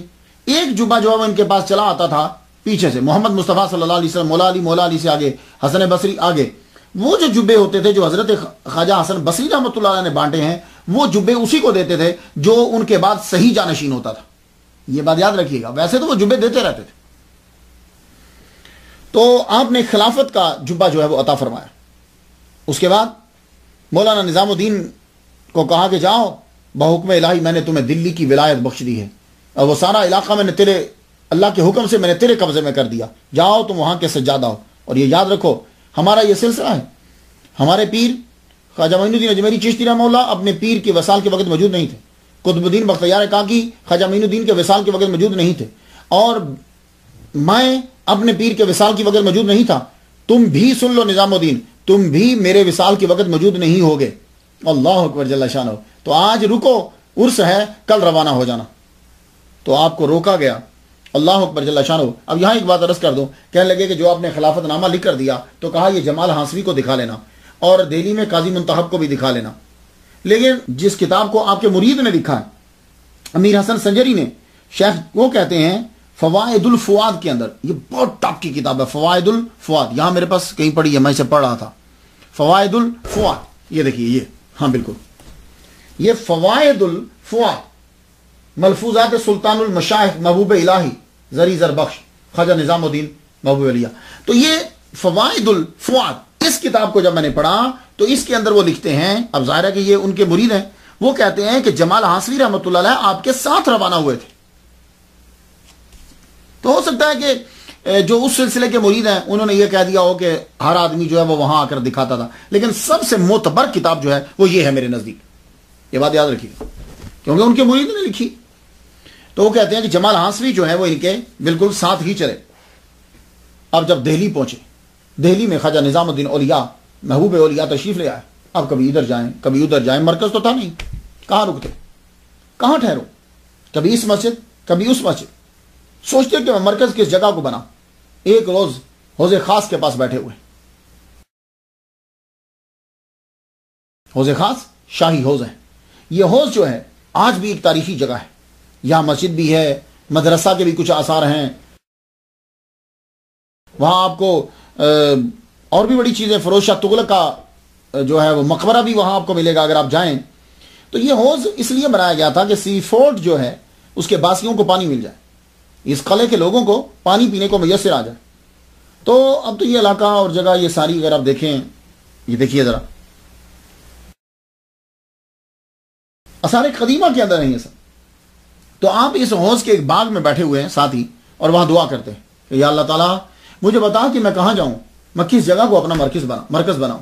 تو جب آپ نے یہ دعا کی تو القاء ہوا کہ تم غیاث پور تمہاری جگہ ہے، وہیں جا کے تم اپنا مرکز بنا. اور یہ غیاث پور جو ہے وہ حوض خاص سے تقریباً 11 کلومیٹر دور ہے. غیاث پور جو ہے یہ چھوٹا سا گاؤں تھا. غالب امکان یہی ہے کہ غیاث الدین بلبن کے نام پہ بنایا گیا، اسی نے بنوایا ہوگا یا اس کا نام رکھ دیا گیا. تو غیاث پور اس کا نام رکھا گیا. اور آج اب غیاث پور نہیں ہے، اس کا نام جو ہے وہ بستی نظام الدین ہے. یا اب آپ جائیں گے تو بہت خوش ہوں گے. گنجان آباد ہے، لوگ رہتے ہیں، اب خیر بڑی مشہور ہوگی. اب تو نظام الدین، حضرت نظام الدین ریلوے اسٹیشن بھی ہے. دلی کے 5 بڑے اسٹیشنز میں، ریلوے اسٹیشن میں اس کا شمار ہوتا ہے. حضرت نظام الدین، اس کا نام ہی ہے حضرت نظام الدین. تو بستی نظام الدین، یہاں آپ نے آ کر ڈیرا لگا لیا. جہاں آپ ہیں، یہاں جب ڈیرا لگایا آپ نے تو آہستہ آہستہ، پہلے تو یہاں کچھ نہیں تھا، پھر آہستہ آہستہ یہاں لوگوں کی توجہ آنے لگ گئی، مرکوز ہوئی، مبذول ہوئی. عمرا، بڑے بڑے بادشاہ، سلط جتنے بھی تھے امیر لوگ وہاں آنے لگے. اس کی وجہ کیا ہو؟ یہاں یہ لوگ کیوں رہنے لگے؟ وجہ یہ تھی کہ اب تو دریائے یمنا، جس کے دریائے جمنا کہتے ہیں، یہ دریائے جمنا اب تو خیر بہت دور ہے، لیکن مجھے ایسا لگتا ہے کہ تب یہ بالکل قریب ہوگا. وہ کیسے؟ اگر آپ کبھی لاہور گئے ہوں، لاہور کی آپ نے ہسٹری پڑھی ہو، تو داتا گنج بخش علی حجویری رحمۃ اللہ علیہ کا جہاں مزار ہے، پہلے دریائے راوی وہاں قریب سے گزرتا تھا. لیکن اب اگر کوئی جائے تو اب دریائے راوی آپ کے قریب سے نہیں گزرتا، بہت دور چلا گیا ہے. تو جو اس دور کا مورخ ہوگا وہ تو یہی لکھے گا نا دریا راوی کے کنارے پہ آپ نے ڈیرا لگایا. لیکن اب اگر کوئی کہے کہ دریا راوی کے کنارے پہ ڈیرا لگایا تو اب دریا راوی نہیں ہے، وہ پیچھے چلا گیا ہے. تو ہو سکتا ہے کہ بستی نظام جب آپ غیاث پور میں ٹھہرے ہوں تو تب دریا یمنا قریب ہوتا ہو اور آہستہ آہستہ آپ دریا جمنا دور چلا گیا ہو. ایسا پاسبل ہے، ہو سکتا ہے، ایسا اکثر ہوتا ہے. تو سلطان بلبن کا پوتا کیقباد 17 سال کی عمر میں تخت نشین ہو گیا اور اس کی تربیت اس کے دادا نے بڑی زبردست کی تھی. آپ کو پتا بچے کو جب باؤنڈ کیا باندھ کے رکھا جائے نا، یہ نہ کرو، یہ نہ کرو، یہ نہ کرو، یہ نہ کرو، تو دادا نے بڑی سخت اس کی تربیت کی تھی. جو ہی بادشاہ بنا 17 سال کی عمر میں جب اس کو تخت مل گیا ہر شے اس نے توڑ دی. عیاشی، شباب اور شراب کھل کر، ویسے بھی ینگ ہے، 17 سال اس کی عمر ہے. تو ڈیرا کہاں لگایا؟ پانی کے قریب، دریا یمنا کے قریب. اب جب یہ بادشاہ نے یہاں محل بنا لیا تو سارے لوگوں نے آہستہ آہستہ وہاں اپنے مکان بنانے شروع کر دی. تو جب اس نے مکان بنایا، چونکہ یہ عیاش تھا، شراب اور شباب کا رسیہ تھا، تو جتنی گانے والیاں تھیں وہ بھی وہاں آ گئی، جتنی ناچنے والیاں تھیں وہ بھی وہاں آ گئی، جتنے شراب بیچنے والے تھے وہاں انہوں نے ڈیرے لگا دی. تو خواجہ نظام الدین محبوب اولیاء رحمۃ اللہ پریشان ہو گئے. جب آئے تھے تب تو یہاں کوئی نہیں تھا. تو جب بادشاہ کے مکان کی وجہ سے اب سب ہر جگہ فحاشی کے اڈے کھل گئے، شراب اور شباب، ناچنے گانے والیوں نے اپنے مکان وہاں بنا لیے. آپ بڑے پریشان ہوئے. آپ کہنے لگے میں یہاں سے چلا جاؤں، میں جگہ چھوڑ دیتا ہوں. پریشان رہنے لگے. آپ کو خبر یہ پہنچی کہ آپ کے استاد محترم امین الدین کا انتقال ہو گیا. تو کہنے لگے کہ چلو کل جاؤں گا تو جہاں استاد رہتے تھے وہیں جا کے رہ جاؤں گا، وہیں رہ جاؤں گا. تو اسی دن آپ نے عصر کی نماز ادا کی. نماز ادا کر کے آپ بیٹھے ہیں، ایک نوجوان لڑکا آیا آپ کے پاس آ کر بیٹھ گیا. آ کے یوں خود ہی گویا ہوا، خود ہی بولنے لگے. کہنے لگا جس دن تم چاند بنے تھے یہ نہ سوچا تھا کہ ایک دن انگلیاں اٹھیں گی. چاند تو بن گئے، یہ نہیں سوچا تھا کہ چاند پہ لوگ انگلیاں اٹھاتے ہیں. وہ چاند، یہ بڑی خوبصورت ایک تشریح ہے. حالانکہ اس کا استعمال دیکھیے، جب بھی کبھی چاند کہاں ہے، وہ تو اس کو انگلی اٹھانا کہتے ہیں، لیکن اس کا استعمال دوسری جگہ کیا گیا. تو چاند تو بن گئے تو یہ نہ سوچا تھا کہ لوگ انگلیاں اٹھائیں گے. اب تمہاری زلفوں نے ایک عالم کا دل اچک لیا تو کونے میں جا کر بیٹھنے کا سوچنے لگ گئے ہو. سب کو دیوانہ بنا کے اب خود جا کے چھپنا چاہتے ہو. یہ بات کہہ کے وہ غائب ہو گئے. اب کہنے لگے میں نہیں جاؤں گا، میں یہی رکوں. پھر کیا ہوا کہ پہلے آپ کا جہاں آپ رہتے تھے وہ جو جھونپڑی سی بنائی تھی لکڑی اور گھاس پھوس جوڑ کر، پھر آپ کے ایک مرید نے ضیاء الدین وکیل نے کمرہ بنا دیا، کچھ اچھی سی جو ہے وہ عمارت بنا دی. آپ وہیں رہنے لگے. آپ اپنی ظاہری حیات کے اندر 10 مرتبہ اپنے پیر کی زیارت کرنے کے لیے گئے. 3 مرتبہ ان کی ظاہری زندگی میں، 7 مرتبہ جو ہے وہ ان کے وصال کے بعد آپ گئے. آپ کیا کرتے تھے؟ رجب کو آپ سفر شروع کر دیتے تھے دہلی سے. رمضان جو ہے وہ وہاں گزارتے اپنے پیر و مرشد کے پاس. شوال یا ذوالقعدہ میں آپ واپس تشریف لے آتے. خواجہ نظام الدین محبوب اولیاء رحمۃ اللہ علیہ نے شادی نہیں کی. کیوں نہیں کی؟ اس کی وجہ یہ ہے کہ آپ کے پیر و مرشد نے فرما دیا تھا کہ تم نے ساری زندگی مجرد گزارنی. یہ خیر ان کے اپنے نکات ہیں. اور آپ کی تاب فرمانی اور اخلاص کے لیے یہی جملہ کافی ہے جو بابا فرید نے پیر نے اپنے مرید کے لیے بول دیا. بابا فرید نے محبوب الہی کے لیے فرمایا مرید اور بیٹا ایسا راسخ ہونا چاہیے جیسا نظام الدین ہے. یعنی بیٹے کو اور مرید کو اس طرح راسخ ہونا چاہیے کہ جیسا نظام الدین. آپ نے جب غیاث پور کے اندر ڈیرا لگا لیا تو ایک بات یاد رکھنا، پیسے کے بغیر دنیا کے کام نہیں چلتے. یہ کوئی جتنی مرضی ڈسکس کر لے میرے ساتھ، لیکن جملہ آخر کار یہی ہے، پیسے کے بغیر نظام نہیں چلتا. دولت ہونا ضروری ہوتی. اب دولت ایک پانی کی طرح ہے. کشتی پانی کے اوپر رہے تو بچاؤ ہے، پانی کشتی کے اندر آ جائے تو تباہی ہے. تو دولت کی مثال یہی ہے. اگر یہ تابع رہے شریعت کے تو اس سے بڑھیا چیز کوئی نہیں. اور جب یہ بندے کے اندر گھس جاتی ہے پانی کی طرح، بندہ مر گیا. تو بھائی دیکھو دولت بہت ضروری. حضور صلی اللہ علیہ وآلہ وسلم نے حضرت عثمان غنی کو جو دعا دی تھی کہ جاؤ آج کے بعد تم جو چاہو کرو، وہ کب دی تھی؟ جب انہوں نے چندہ دیا تھا. تو پیسے تھے. جنت کب بیچی تھی؟ جب انہوں نے زمین خرید کر مسجد کے نام لگا دی تو زمین خریدی پیسوں سے تھی نا، تو پیسے دولت کا ہونا بہت ضروری ہوتا ہے، لیکن اس کا مطلب یہ نہیں ہے کہ دولت کو حرام طریقے سے کماؤ، نا حلال رزق کا جس کو قرآن مجید خیر کہتا ہے ہونا ضروری۔ اب نظام الدین اولیاء رحمۃ اللہ علیہ نے جب ڈیرا لگایا، 3 4 دن فاقے سے گزرے، کھانے کو ملی کچھ نہیں، کتنے دن گزر جاتے کھانے کو کچھ نہیں ہوتا، ایک دن کیا ہوا 3 4 دن گزر گئے، ایک بڑھیا آپ کی عقیدت مند وہ جو لے کر آ گئی، یہ دلیا جس کا بنتا ہے، جو لے کر آئی تو آپ نے شیخ کمال الدین یعقوب رحمۃ اللہ علیہ سے فرمایا اسے ہنڈیا پہ چڑھا دو، تھوڑا سا سیک دو، اسے گرم کرو تو پھر کچھ کھا لیتے ہیں روزہ افطاری کے وقت کچھ۔ وہ جب ابھی پک رہا تھا، جوش مار رہا تھا، ایک بزرگ آئے مجذوب سے تھے، آپ نے مجذوب کی کیفیت دیکھی ہوتی میں آتے اور نظام ایسے اور نظام جو ہے لے آؤ، آپ نے شیخ کمال الدین سے یہ کہا جاؤ ہنڈیا اٹھا کے لے آؤ، وہ ہنڈیا جوش مار رہی تھی، اس کو اٹھا کے لا کے بابا کے سامنے رکھ دیا، بابا نے ٹھنڈے ہونے کی دیر نہیں کی فوراً سے ہاتھ ڈالا اور جو کھانے لگے، جب وہ سارے جو کھا چکے تو ہنڈیا پکڑ کر پٹک دی نیچے، ہنڈیا توڑ دی۔ خواجہ نظام الدین محبوب اولیاء رحمۃ اللہ دیکھتے جا رہے، جب وہ ہنڈیا توڑ کر اٹھ کے جانے لگے نا تو مڑ کے کہنے لگے نظام باطنی سے تم کو بابا فرید الدین گنج شکر نے سرفراز کیا، نعمت باطنی سے بابا فرید الدین گنج شکر رحمۃ اللہ علیہ نے تجھے سرفراز کیا، جاؤ آج سے فقر ظاہر کی ہنڈیا ہم نے توڑ دی ہے، اب فقر سے ظاہر گیا، اب فقر باطن رہے گا بس، اور یہ فقر باطن ہی مانگنا چاہیے۔ یہ جو فقر ظاہر ہے نا، اس سے حضور نے بھی پناہ مانگی، اللہم انی اعوذ بک من الکفر والفقر، تو یہ کیا دعا ہوئی کہ مجھے اے اللہ میں پناہ مانگتا ہوں کفر سے اور فقر سے، حالانکہ حضور کہہ رہے ہیں الفقر و فقری، فقر میرا فقر ہے، تو اس دعا میں کہہ رہے ہیں کہ مجھے پناہ چاہیے، ہاں وہ فقر ظاہر ہے اس دعا کے اندر، یہ فقر باطن جو ہے وہ ٹھیک ہے، فقر باطن کیا ہوتا ہے؟ تیرے سامنے سونے کا ڈھیر لگا ہوا ہے لیکن اس کی وقت تیرے سامنے مٹی کے ڈھیر کے برابر ہے، اس کو فقر باطن کہتے ہیں۔ اب یہ مطلب نہیں ہے کہ دولت کچھ کرے گی نہیں، استعمال اس کا بڑا ضروری ہے بھائی، یہ ایک عجیب فلسفہ آج کل چل پڑا۔ تو جب ان مجذوب نے ہنڈیا کو توڑ دیا، اس کے بعد فتوحات کا سلسلہ شروع ہو گیا۔ اب یہ فتوحات کیا ہیں؟ ویسے عام اردو کے اندر فتوحات کا معنی یہ ہوتا ہے کہ ایک بادشاہ حملہ کر رہا ہے اور فتح پہ فتح، فتح پہ فتح، فتح پہ فتح، ملک اس کے قبضے میں آتے جا رہے، اس کو کہتے ہیں فتوحات۔ لیکن تصوف کے اندر فتوحات کا معنی ہوتا ہے نذرانوں کی بھرمار، کہ کسی نے آ کر نذرانہ دیا تو اس کے لیے بہترین لفظ جو ہے وہ فتوحات استعمال کیا جاتا ہے۔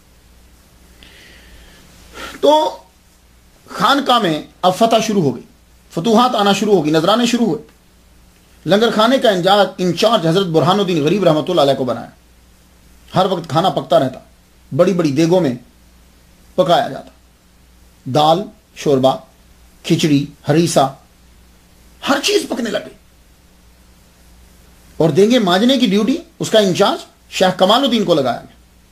بڑے بڑے گودام بنائے گئے، یہ میں آپ کو بتاتا جا رہا ہوں کہ ترقی ہوتے ہوتے کہاں تک بڑے بڑے گودام بنائے گئے، اور ان گوداموں کے اندر اناج ہوتا، نام رکھا گیا نعمت خانہ، یعنی جسے ہم سٹور کہہ سکتے ہیں، ویئر ہاؤس کہتے ہیں، یہ اناج اس کے اندر جمع کیا جاتا۔ اور جب خواجہ نظام الدین اولیاء رحمۃ اللہ علیہ نماز جمعہ کے لیے جانا ہوتا آپ کو، یا جمعرات کو ہی یعنی شب جمعہ کو ہی، اور کبھی کبھی جمعہ کی نماز سے پہلے نعمت خانہ میں جاتے، جس کو گودام کہتے ہیں، سٹور کہتے ہیں، وہاں جاتے، جتنا مال ہوتا سب کا سب تقسیم کر کے پھر نماز جمعہ ادا کرنے کے لیے جاتے۔ اب سنتے جائیے گا ذرا، ولیوں کا مذاق اڑانا آسان ہے، عمل کرنا بڑا مشکل ہے، اور ان کی صحیح سیرت سنانا بھی بڑا مشکل ہے۔ تو نعمت خانہ میں جتنی چیزیں ہوتی ساری پہلے تقسیم کرتے، یا تو شب جمعہ کو کر دیتے، اگر بچ جاتی تو جمعہ کی نماز پڑھنے سے پہلے سب کر دیتے۔ اب میں آپ کو بتاؤں کہ کتنا کھانا پکتا تھا لنگر خانہ میں، ہم بندوں کی تعداد تو نہیں جانتا، دیگوں کی گنتی نہیں جانتا، میں روٹیاں کتنی پکتی تھی یہ نہیں جانتا۔ ایک بات جو بڑی مشہور ہے جو میں جانتا ہوں کہ آپ کے لنگر خانہ میں ایک وقت کھانا پکنے کے لیے 70 سیر نمک کا استعمال ہوتا تھا۔ اب جاؤ جا کے دیکھو کہ کتنا کھانا پکتا تھا۔ ہمارے گھر میں ایک ہنڈیا پکتی ہے تو کتنا نمک ڈالو گے تم؟ آدھا چمچ، 1 چمچ، 5 6 بندے اس کو کھاتے ہیں، تو کتنے چمچ ملیں تو پاؤ بنتا ہے، اور کتنے پاؤ بنے تو ملیں تو ایک سیر بنتا ہے. 70 سیر نمک صرف، باقی اناج چھوڑو. پوری دیگ ہو تو اس میں جا کے کتنا نمک ڈالتے ہو. تو 70 سیر نمک ایک وقت میں استعمال ہوتا تھا خواجہ نظام الدین محبوب اولیاء رحمۃ اللہ کے لنگر خانے کے اندر. اب آپ جا کے دیکھیے بریانی کے اندر کتنا نمک پڑتا ہے. یہ اتنا لنگر. اللہ اکبر جل شان.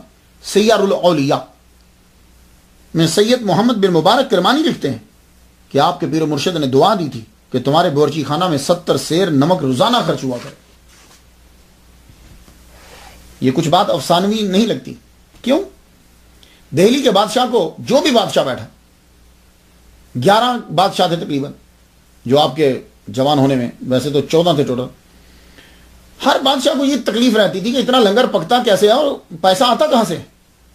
ہمیشہ خانقاہ کی جاسوسی کے اندر لگے رہتے تھے کہ آمد و رفت کا اندازہ لگاؤ، اور آپ سے خائف رہتے تھے. تغلق اس کو بھی بڑی پریشانی رہتی تھی، اتنے پیسے کہاں سے آتے. بڑی کھار تھی. ایک دفعہ اس نے اعلان کر دیا، دکانداروں کو بول دیا، کیونکہ خواجہ نظام الدین محبوب اولیاء رحمۃ اللہ علیہ جو ہے وہ اپنے بابا فرید الدین گنج شکر رحمۃ اللہ علیہ کا عرس مناتے تھے. تو اس نے اعلان کر دیا کہ کوئی دکاندار ان کو سودا نہ دے، میں دیکھتا ہوں کس طرح لنگر پکتا ہے، کیسے غریب کھاتے ہیں. آپ نے فرمایا اچھا، اس نے ہمارے اہم دن پر کھانا بند کیا دکانداروں کو. تو آپ نے صبح کے وقت ہی اپنے خاص مریدوں کو دریائے یمنا کے کنارے پہ بھیج دیا.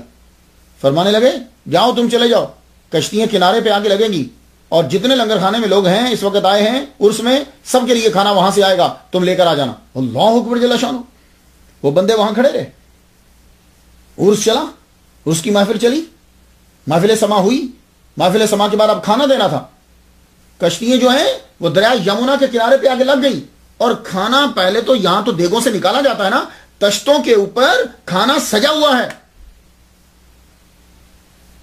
مریدین وہ کھانا لے کر لنگر خانے میں پہنچے، اور پھر ساروں کو وہ لنگر تقسیم کیا گیا.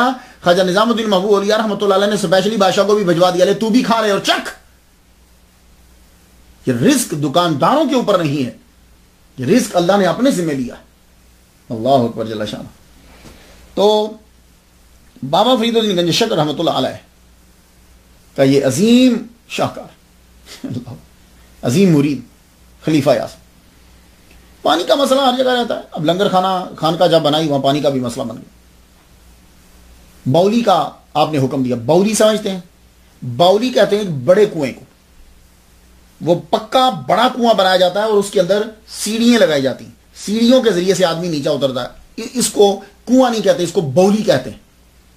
تو باولی کھودنے کا جب آرڈر دیا گیا، باولی کھود رہی تھی، تو آ کر مریدوں نے یہ کہا حضور وہ تو پانی تو کھارا نکل آیا ہے. آپ نے فرمایا اچھا. اس وقت جب آ کر اطلاع دی گئی تو اس وقت آپ سما سن رہے تھے. قرآن کی تلاوت اور سما، اس میں آپ فرمایا کرتے تھے کہ ایسی ایک گھڑی آتی ہے، ایسی کیفیت طاری ہو جاتی ہے، اس کیفیت میں عالم ملک، عالم ملکوت اور عالم جبروت سے انوار و احوال و آثار جو ہیں ارواح و قلوب اور جوارح پہ نازل ہوتے ہیں. اور اس حالت میں آدمی پر اللہ کا خاص کرم ہوتا ہے. تو ایسی کیفیت کے اندر آپ کو اطلاع دے دی گئی کہ حضور پانی جو ہے نا وہ کھاری نکلا ہے، میٹھا نہیں. آپ نے فرمایا کاغذ قلم لاؤ. کاغذ قلم منگوا کر اس کے اوپر کچھ لکھا. لکھنے کے بعد فرمایا گیا ابھی کے ابھی جا کے ڈال دو اس کے اندر. ڈالا تو وہ پانی جو باولی جو کھدوائی گئی تھی اس کا پانی اللہ تعالیٰ نے میٹھا کر دیا. اللہ اکبر جل شان. تو پانی بھی یہاں اللہ نے دے دیا میٹھا. لنگر خانہ جو ہے وہ چل رہا ہے، کم از کم 3000 آدمی تو مستقل کھانا کھاتے ہیں وہاں. یہ لنگر کھانے میں اتنی برکت کیوں تھی؟ تو بڑی وجوہات ہوں گی. آپ تلاش کریں گے تو کچھ اور تلاش کر لیں گے. میں نے تلاش کی تو مجھے ڈاکٹر ظہور الحسن شارب کی کتاب کے اندر ایک بات ملی ہے مجھے. میں وہ یہاں کوٹ کرتا ہوں، آپ کے گوش گزار کرتا ہوں. ڈاکٹر نے زبردست بات لکھی. اس نے ایک واقعہ لکھا ہے ڈاکٹر نے. مولانا وجیہ الدین پائلی رحمۃ اللہ علیہ کی ایک دفعہ کوئی روحانی مشکل جو ہے وہ پھنس گئی، اڑ گئے. اس روحانی مشکل کو حل کیا حضرت خضر علیہ السلام نے. جب خضر علیہ السلام نے حل کیا تو جب جانے لگے تو یہ پوچھنے لگے کہ آئندہ مجھے کچھ پرابلم ہو تو میں آپ کو کہاں ڈھونڈوں. تو کہنے لگے، سنیے جواب سنیے، کہنے لگے اب کہ مشکل ہو اور مجھے ڈھونڈنا ہو تو خواجہ نظام الدین کے باورچی خانے میں آ جانا، میں تجھے وہاں مل لوں گا. بس اس کے علاوہ مجھے برکت کے لیے اور کوئی دلیل دینے کی ضرورت نہیں کہ جس کے بورچی خانے کے اندر حضرت خضر علیہ السلام موجود ہوتے ہوں، اس بورچی خانے میں روٹی کی کیا کمی ہوگی بھائی؟ ولیوں پہ اعتراض کرنے والوں کچھ۔ اور ایک بات آج ابھی میرے سننے والوں کو میں فری میں دیتا ہوں، حج جب ہوتا ہے نا تو سب سے زیادہ پانی زمزم کون پیتا ہے؟ خضر علیہ السلام۔ خضر علیہ السلام اس پانی کے دیوانے ہیں۔ اس پانی میں برکت کی ایک وجہ یہ بھی ہے۔ اور میرے نبی جب دنیا سے رخصت ہوئے تھے تو جو سب سے زیادہ رو رہا تھا، لوگوں کو پتہ نہیں چل رہا تھا یہ کون ہے، بعد میں عقدہ کھلا کہ یہ حضرت خضر علیہ السلام ہے۔ کچھ بات سمجھ میں آ گئی آپ کو؟ تو خضر علیہ السلام خواجہ نظام الدین اولیاء رحمۃ اللہ کے برچی خانے کے اندر ہوتے، جس کے لنگر خانہ میں یہ ہوں گے، وہاں 70 سیر نمک کیوں نہیں استعمال ہوتا ہو؟ آپ کی خانقاہ نے اسلام کے لیے بڑی خدمات دی۔ یہاں صرف لوگوں کو روٹی نہیں ملتی تھی، آپ سمجھتے ہو کہ روٹی 3000 بندہ کھا رہا ہے۔ خواجہ نظام الدین اولیاء خود زبردست مناظر، زبردست علامہ، زبردست پیر اور زبردست نظام چلانے والے ناظم۔ آج میں خدا کی قسم اٹھا کے کہتا ہوں، یہ جتنی خانقاہوں والے ہیں، بڑے بڑے پیر ہیں، وہ ان کے سسٹم کو، نظام الدین کے نظام کو لے لیں، پھر ان کا وہی دور شروع ہو جائے۔ تاریخ فیروز شاہی میں ضیاء الدین برنی لکھتے ہیں، آپ کی خانقاہ ہر خاص و عام، نیکوکار، گناہگار، امیر و فقیر کے لیے کھلی رہتی۔ ایک مرکز تھا، بندے آتے رہتے تھے، لگتا تھا بادشاہ یہ ہیں، اللہ اکبر جل شان۔ اور آپ نے ایک سسٹم بنا دیا تھا، کیونکہ آپ جس جگہ رہتے تھے آپ کو معلوم ہے وہاں طوائفوں نے اڈا لگا لیا کہ ناچنے گانے والے، فاشی، سب شراب، سب بڑے سے۔ آپ نے توبہ کا دروازہ کھول دیا۔ جب اللہ تعالیٰ نے کہا تو آؤ توبہ کرو اللہ کے سامنے۔ جرم سرعام کیا ہے تو توبہ سرعام کرو، جرم چھپ کے کیا ہے تو توبہ چھپ کے کرو، آؤ توبہ کرو۔ لوگ آتے توبہ کرنے کے لیے، آتے، آپ ان کو توبہ کراتے۔ بیعت کا دروازہ بھی کھول دیا آپ نے، بند نہیں کہا آؤ بیعت کرو، توبہ کرو۔ لوگ جو ہے وہ آتے، گناہوں سے توبہ کرتے، آپ ان کو ایک مسواک دیتے، جاؤ دانتوں کی صفائی کرو۔ بعض کو آپ جبے بھی دیتے۔ اب لوگ آپ کے پاس توبہ کے لیے آتے، اور جب ایک دفعہ توبہ کر جاتے تو پھر وہ گناہ کرتے ہوئے شرماتے کہ رسوائی ہوگی ہماری۔ اور غیاث پور جہاں آپ قیام فرما رہے ہیں، وہاں تک آنے کے لیے رستے میں ذرا آپ سنتے جانا، ہمارے ہاں ولیوں کا کنسپٹ کچھ اور ہے۔ آپ کے مرکز تک رستے میں تھوڑے تھوڑے وقفے کے اوپر چبوترے آپ نے بنوا دیے، تھڑے، وہ چبوترا بنوا دیا اور اس کے اوپر چھپر ڈال دیا، اور ہر چبوترے کے اوپر ایک حافظ اور ایک خادم مقرر کر دیا۔ اور اگر چبوترا بڑا ہوتا تو اس کے ساتھ ایک کنواں بھی کھدوا دیا، وہاں پانی جو ہے وہ رکھا ہوتا کہ جو لوگ غیاث پور میں آ رہے ہیں، مرکز میں آ رہے ہیں، رستے میں اگر ان کو نماز پڑھنا ہو، اگر ان کو کوئی پڑھنا ہو تو ایک امام بھی موجود رہے اور ایک خادم بھی موجود رہے ان کو وضو کروانے کے لیے۔ سنتے جائیے آپ، ذرا سنتے جائیے، صرف قوالی اور امیر خسرو ہی نہیں ہے، جگہ جگہ کے اوپر آپ نے وہ بنا دیا۔ اور پھر اللہ اکبر جل شانہ، لوگوں میں گفتگو کیا ہوتی تھی جب آپ کے مریدین اور دوسرے لوگ آپس میں باتیں کرتے تھے؟ یہ حضرت خواجہ نظام الدین اولیاء رحمۃ اللہ علیہ کی اثر ہے۔ باتیں کرتے تھے، ہاں بھائی اشراق کی نماز کس وقت ہوتی ہے، چاش کی نماز کس وقت ہوتی ہے، اوابین کے کتنے نوافل ہوتے ہیں، یہ ایک دوسرے کے ساتھ ایسی گفتگو ہوتی تھی۔ اللہ اکبر جل شانہ۔ اور سخاوت کا عالم کیا تھا؟ جب فتوحات جاری ہوئی تو کیا خواجہ نظام الدین اپنے بچوں کو دینے لگ گئے؟ بچے تو خیر ان کے دین، یعنی جو ان کے بہن کے بیٹے ہیں، کیا اپنے دوستوں کو دے؟ نہیں، سب کو بانٹتے ہیں۔ آپ کا طریقہ کار یہ تھا کہ آپ خواجہ قطب الدین بختیار کاکی رحمۃ اللہ کے قبر انور پر ضرور جایا کرتے تھے۔ بچپن میں بھی جاتے تھے، جوانی میں بھی جاتے تھے، اب بھی جانے لگے۔ اور جب آپ جاتے تھے تو آپ کے ساتھ اشرفیوں کی بیل گاڑی ہوتی تھی۔ یہ کوئی افسانوی نہیں ہے، حقیقت کے اندر ہے۔ وہ بیل گاڑی آپ نے دیکھی ہے، اس کے اوپر کوائنز اور سکے لدے ہوئے ہوتے تھے، اور آپ کے جانے سے پہلے وہ جو عورتیں جو رستے میں بے پردہ بیٹھی ہوتی تھی ان کو دے دیے جاتے، یہ لو یہ لو یہ لو، یہ سکے لو یہ سکے لو، تو وہ ایک دم سے چھپ جاتی، پردے میں ہو جاؤ پردے میں ہو جاؤ پردے میں ہو جاؤ، رستے میں بانٹتے ہوئے آپ چلے جاتے۔ ایک مرتبہ غیاث پور میں آگ لگ گئی، آگ لگی، مکانات جل گئے، اور آپ نے جتنے لوگوں کے مکانات جلے تھے سب لوگوں کو نئے کپڑے دیے اور ہر ایک کے اندر غلہ پہنچایا جب تک کہ وہ اپنے پاؤں پہ کھڑے نہیں ہو گئے۔ لو سنو، یہ ہے نظام الدین اولیاء۔ ہم لوگوں نے پتہ نہیں کیا ولیوں کا کانسیپٹ دنیا کے اندر مشہور کر دیا۔ ان جیسا نظام تو دنیا کے پاس نہیں ہے، ان جیسا نظام تو بادشاہ لوگ کرتے ہیں، جیسا یہ اولیاء کرام کرتے تھے، وہ ہم نے بتایا نہیں۔ قوالی بتا دی، قوالی ان کے ڈیرے پہ لگا دی۔ اور سخاوت کا یہ عالم، اللہ اکبر جل شانہ، کسی کو فرماتے تھے۔ اب جملہ ذرا سنیے گا، یہاں ایک خراسانی تھا وہ مال لایا کرتا تھا. اس نے 700 سمجھانے کے لیے آپ کو کرتا ہوں, آپ کی کرنسی کے 700 روپے بڑے جو نوٹ ہوتے ہیں وہ سمجھ لیجیے, آپ سمجھیں 700 مار ڈالے, دے نہیں رہا تھا. تو بورچی کے کھانے کے انچارج خواجہ اقبال نے پکڑ لیا, پکڑ کے باندھ دیا, اس رسیوں سے باندھ دیا. 700 بہت رقم ہوتی ہے. جب باندھ دیا اسے تو خواجہ نظام الدین محبوب اولیاء رحمۃ اللہ علیہ کا گزر ہوا وہاں سے, تو ان کو دیکھ کے چیخ پڑا اونچی وہاں سے تاکہ میری جان چھوٹ جائے. آپ اس کے پاس گئے, کہنے لگے کیا ہوا؟ خواجہ اقبال ساتھ ہی تھے, کہنے لگے حضور اس نے 700 تک کے دے رہے ہیں, ابھی تک دے نہیں رہا, یہ ہمارے مار گیا ہے, پیسے نہیں دے رہا. ذرا جواب سنیے گا. فرمانے لگے یہ سب اللہ کا مال ہے, یہ اللہ کے بندے ہیں, کچھ میں کھاتا ہوں, کچھ تم کھاتے ہو, کچھ اس بیچارے نے بھی کھا لیا, تو کون سا غضب ہو گیا؟ سخت سرزنش کی اور فرمانے لگے سنو, آج کے بعد تم نے کسی بندے کو مارنا نہیں, کسی بندے کو سزا نہیں دینی. کیوں؟ یہ لنگر خانہ, بورچی خانہ, یہ مال, یہ سارا کچھ جو یہاں آتا ہے یہ میرا نہیں ہے, یہ اللہ کا ہے, تو اللہ کے بندوں کا ہے بس. تو آج کے بعد تو کسی کو سزا نہیں دے گا. اللہ اکبر جل شانہ. افسوس کا مقام ہے کہ خواجہ نظام الدین محبوب اولیاء نے بستی نظام کو چشتیہ سلسلے کا مرکز بنا دیا. یہاں سے آپ دور دراز قافلے بھیجا کرتے تھے جو جا کر دنیا میں تبلیغ کرتے تھے. ملتانی حضرت سید حسین, یہ گجرات میں بھیجا ان کو, جاؤ جا کے تبلیغ کرو, انہوں نے وہاں جا کے مرکز بنایا. شیخ علامہ کمال الدین کو احمد آباد بھیجا, جاؤ جا کے وہاں مرکز بنایا انہوں نے. مولانا فخر الدین زرادی کو بنگال بھیجا, بنگال, بہار, جون پور میں جا کے انہوں نے مرکز بنایا. صرف دکن کے اندر تبلیغ کرنے کے لیے آپ نے 700 جید علامہ کو بھیجا جو آپ کے خانقاہ کے اندر رہتے. 700 آدمی صرف دکن میں بھیجے.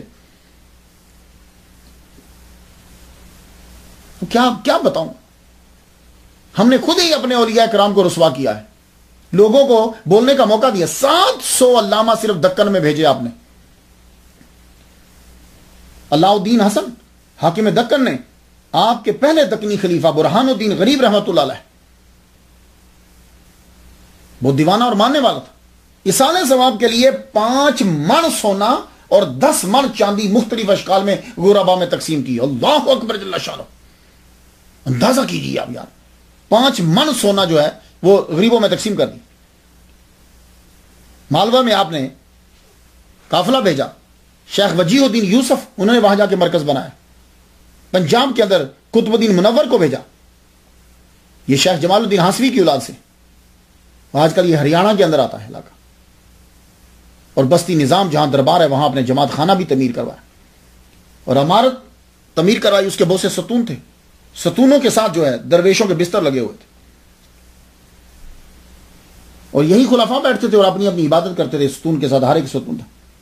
عام مسافر کو صرف 10 دن رہنے کی اجازت تھی, 10 دن وہ رہ سکتا تھا, باقی کچھ جو ہے وہ وہاں مستقل رہتے تھے. جماعت خانہ کھچا کھچ بھرا رہتا تھا, لوگ آتے جاتے, اور ایک توشہ خانہ بھی بنوا رکھا تھا جس میں مہمان جا کے چارپائیاں ان کے لیے بچھی ہوئی تھی, وہاں جا کے وہ رہتے تھے. بسترے تھے, رضائیاں تھیں. اور کبھی کبھی ایسا ہوتا کہ سردیوں کے اندر مجمع بڑھ جاتا تو آپ نے اون کا ایک لمبا سا کمبل بنوایا ہوا تھا جس کے اندر کم از کم 10 آدمی سو جاتے تھے. تو جب مجمع بڑھ جاتا تو آپ وہ کمبل بھیج دیتے. یہ سب سنتے جائیے ذرا, خدا کے لیے اس کرامت سے ہٹ کر یہ بھی ذرا سنیے. مسجد بھی تھی, کتب خانہ بھی تھا, مختلف حجرے بنوائے ہوئے تھے. ایک حجرہ ہے وہ صرف کھجوروں کے لیے, وہاں سب کھجوریں جمع ہوتی. ایک ہے اس میں اناج ہے, ایک حجرہ ہے اس میں صرف مسالہ بھرا ہوا ہے. بھاری بھاری چیزیں اور اناج منگوائے جاتے. آپ کو معلوم ہے کہاں سے آتے؟ خواجہ نظام الدین کے لنگر خانے کا مال چلانے کے لیے, اللہ اکبر جل شانہ, سسٹم کو چلانے کے لیے افغانستان سے, خراسان سے تاجر جو ہے وہ مال لے کر آتے اور مال دیتے ان کو. اللہ اکبر جل شانہ. پوری دنیا ان کے در پہ کھاتی. تو ہونا یہ چاہیے تھا کہ آج بھی یہ سلسلہ جاری ہوتا, یہاں سے مرکز بنتا اور یہاں سے قافلے نکلتے. لیکن ہوا کیا کہ خواجہ نظام الدین اولیاء رحمۃ اللہ علیہ کے سامنے ہی تبلیغی جماعت کا مرکز ہے. دیکھیے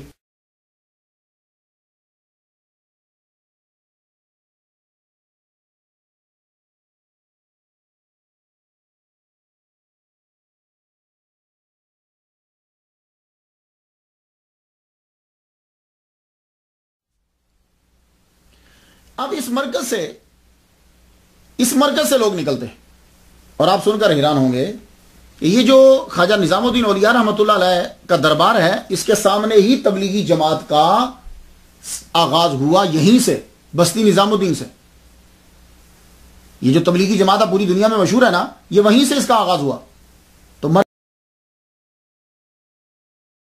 مرکز تو ہونا چاہیے تھا کہ خواجہ کے دربار سے چلتا، لیکن ان کے سامنے مسجد بنگلہ، وہ بنگلے والی مسجد جو ہے اسے مرکز بنایا، اور وہاں جو ہے وہ سلسلہ پھر آگے چل پڑا. یہ میرے پاس بہت پرانی کتاب ہے، یہ ذرا دیکھیے گا. یہ اب آپ کو نہیں ملے گی. اس کا نام ہے تبلیغی نصاب.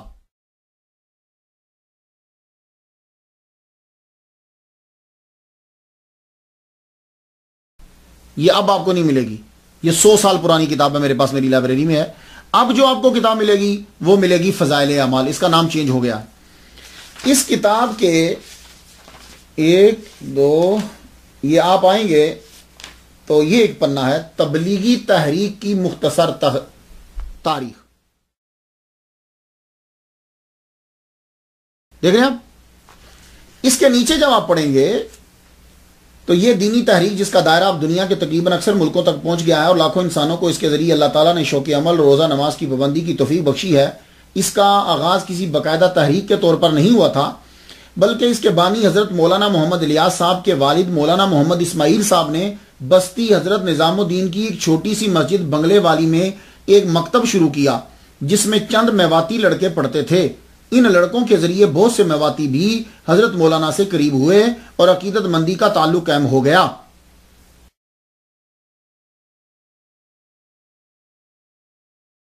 یہ ہے بستی نظام الدین سے آغاز ہوا ہے یہ تبلیغی جماعت کا. اور پھر یہ چلتے چلتے سلسلہ جو ہے وہ گشت شروع ہو گئے. پھر یہ کہتے ہیں کہ مولانا کی تمنا تھی کہ ہندوستان میں کام ذرا جم جائے تو اس کو عربوں میں شروع کیا جائے. چنانچہ 1938 میں مولانا احتشام الحسن صاحب اور چند ساتھیوں کو لے کر حج کا سفر کیا. وہاں سلطان سے ملاقات کی، یعنی جو سعودی عرب کا بادشاہ تھا اس سے ملاقات کی. مولانا احتشام الحسن نے اس کا طریقہ کار قلم بند کر کے وہاں کے شیخ الاسلام کو بھی پیش کیا، سعودی عرب کے مولوی جو بڑا تھا عالم. اور بھی متعدد اہم لوگوں سے ملاقاتیں ہوئیں. وہاں سے واپسی پر مولانا کام کی رفتار تیز کر دی اور اس عوامی کام میں علماء کے لگنے کی شدید ضرورت جو ہے وہ محسوس کی.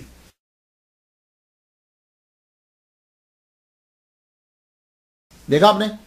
تو چاہیے یہ جو حضرت خواجہ نظام الدین اولیاء رحمۃ اللہ علیہ نے سلسلہ شروع کیا تھا وہ سلسلہ تبلیغی جماعت نے پھر شروع کر لیا.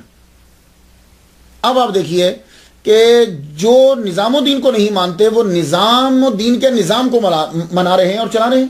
اب وہاں جھمگٹا لگا رہتا ہے. جو بہت بڑی اب تو بلڈنگ بن گئی ہے، آپ اگر جائیں تو دیکھیں بہت بڑی یہ بنگلے والی مسجد، اب بہت بڑی بلڈنگ وہاں بن گئی.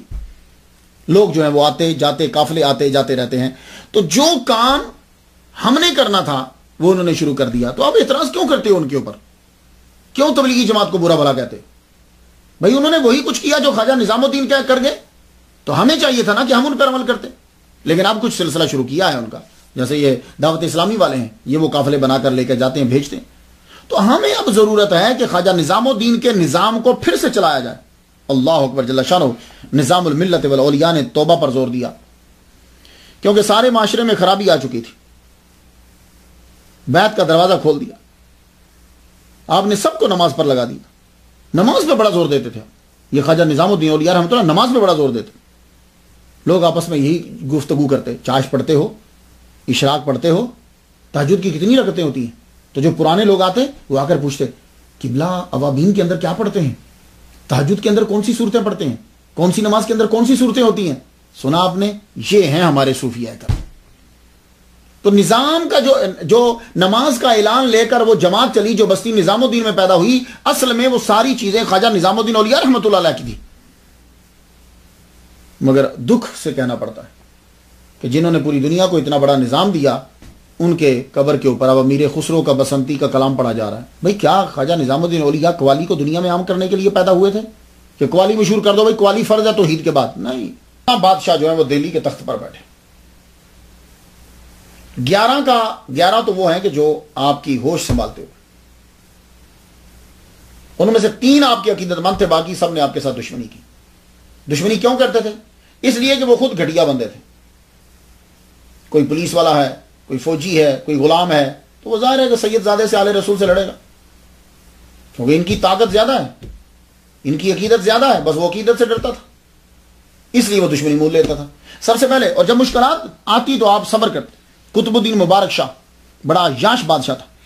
حضرت نظام الدین والملت والاولیاء کا دشمن. یہ نوچندی جمعرات کو تمام علماء اور مشائخ کو اپنے ہاں بلاتا. سارے مولوی قاضی سب جمع ہو جاتے. خواجہ نظام الدین اولیاء نہیں جاتے تھے. آپ خواجہ اقبال کو اپنا نائب بنا کر بھیج دیتے. اس کو بڑا غصہ چڑھتا. اس نے یہ کہا کہ دیکھو اب آنے والی جمعرات نوچندی آپ کو آنا پڑے گا. آپ خود آؤ گے, نہیں آئے تو لائے جاؤ گے. آپ نے فرمایا اچھا. آپ چاند سے پہلے ہی اپنی والدہ ماجدہ کی قبر پہ گئے. آپ کی والدہ ماجدہ کی قبر مبارک جو ہے دہلی کے اندر ہی ہے. آپ جایا کرتے تھے. اب وہ مائی صاحبہ کے نام سے, درگاہ مائی صاحبہ کے نام سے مشہور ہے. آپ جائیں گے تو گلیاں تو تنگ ہیں, مزار بڑا خوبصورت بنا ہوا ہے. میلہ لگتا ہے باقاعدہ, قوالی ہوتی ہیں, لوگ آتے ہیں.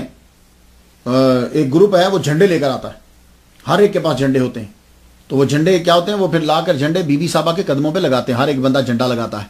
وہ جو جھنڈے کو مس کرتا ہے پھر ان کی ایک اپنی عقیدت ہے. پھر اس کے بعد وہ فاتحہ پڑھتے ہیں, السلام علیکم بھی بولتے ہیں. پھر اس کے بعد نعرہ پنجتنی جو ہے وہ لگتا ہے. تو یہاں سکھ بھی آتے ہیں, عورتیں بھی آتی ہیں. مزار جو ہے وہ آپ کا بڑا بڑا بہت خوبصورت مزار ہے. تو جگہ تو تنگ ہو گئی ہیں لیکن مزار آپ کا بڑا خوبصورت ہے. تو نظام الدین اولیاء رحمۃ اللہ علیہ جو ہیں وہ بھی جاتے. آپ پہلے چلے گئے اور جا کے فاتحہ پڑھی. فاتحہ پڑھنے کے بعد والدہ ماجدہ کی روح سے قوت طلب کی کہ آپ جو ہے ہمیں حوصلہ دیجیے, قوت دیجیے. اس کے بعد واپس تشریف لائے. اب جب واپس آئے تو لوگوں نے کہا حضور بادشاہ ہے, اس سے ٹکر لینا اچھی بات نہیں ہے, آپ چھوڑیے چلے جائیے. فرمانے لگے نہیں, ہم نے خواب دیکھا ہے ایک جانور نے ہمارے اوپر حملہ کیا, ہم نے اس کے سینگ پکڑ کر اس کو زمین پر پٹک دیا اور اس کی تعبیر یہی ہے کہ یہ ہم تک نہیں پہنچ پائے. وہی ہوا. آپ نماز میں مشغول ہو گئے. اسی رات جس رات اس نے بلانا تھا اسی رات اسے خسرو خان نے قتل کر دیا. بادشاہ مر گیا. اس کے بعد غیاث الدین تغلق کا دور آتا ہے. یہ غیاث الدین تغلق کا نام اصل میں غازی ملک ہے. یہ غازی ملک اس کا نام تھا. خاندان علائی کی حکومت میں امیر تھا. یہ دیپال پور کی چوکیوں کے اوپر اس کی حکومت تھی. اب یہ وہاں سے اس نے خسرو خان کا مقابلہ کیا, وہ قتل ہو گیا اور خود یہ غازی ملک غیاث الدین تغلق کے نام سے مشہور ہوا. یہ پہلا بادشاہ بنا تغلق.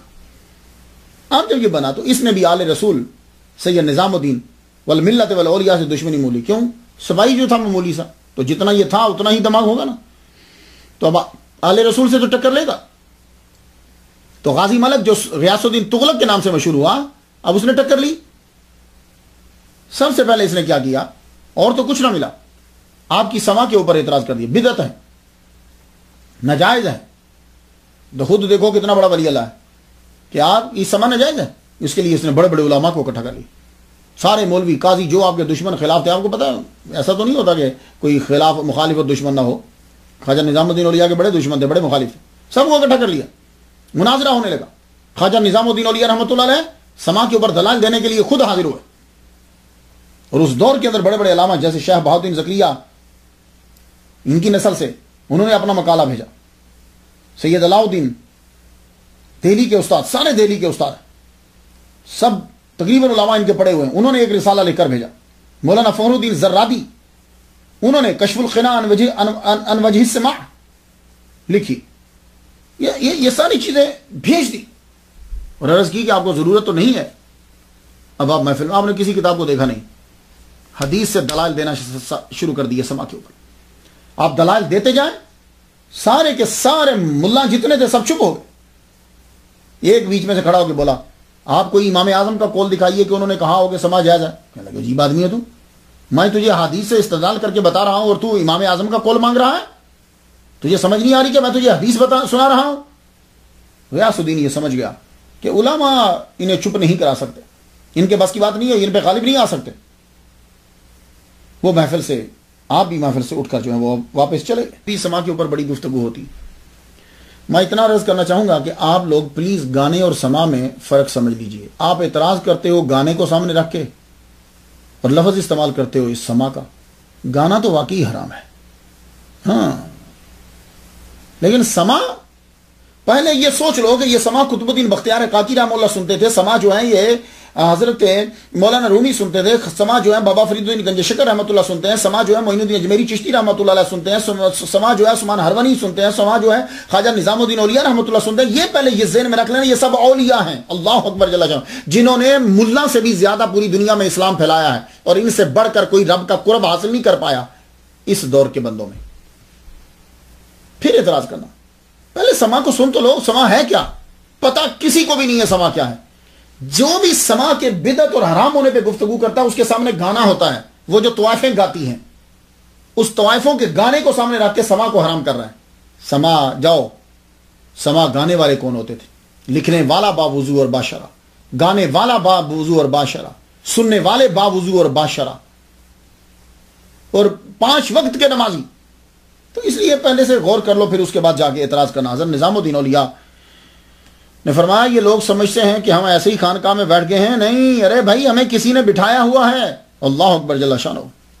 اور جب سما شروع ہوتی تھی تو کیسے سما، آج کل تو قوالی بھی سما نہیں ہے، یہ پھر وہ اوپر محفل سما لکھا ہوتا ہے، نیچے وہ چرس پی کر وہ بیٹھا ہوا قوالی گا رہا ہوتا ہے. محفل سما کا غلط استعمال ہے. سما اور چیز ہے، یہ قوالی اور گانا یہ دونوں ملتے جلتے ہیں، یہ بات یاد رکھنا. وہ سما کیا ہوتی تھی؟ وہ بزرگوں کا کلام ہوتا تھا. یہ آج کل کی، ہاں اگر وہ سما جیسی چیز قوالی کے اندر ہے تو ٹھیک ہے، لیکن پھر بھی وہ شرائط ساری پوری نہیں ہوتی. آپ کیسے سما ہوتا تھا؟ سب سے پہلے تلاوت کی جاتی، تلاوت کے بعد جو ہے وہ اس کے بعد سما جو ہے وہ شروع ہو جاتی. اللہ اکبر. ایک مرتبہ کیا ہوا کہ نہ قوال تھا نہ کھانا تھا، آپ نے امیر خسرو رحمۃ اللہ سے فرمایا کہ میں قرآن کی تلاوت کرتا ہوں، اس کے بعد تم کلام سناؤ. اللہ اکبر جل شانہ.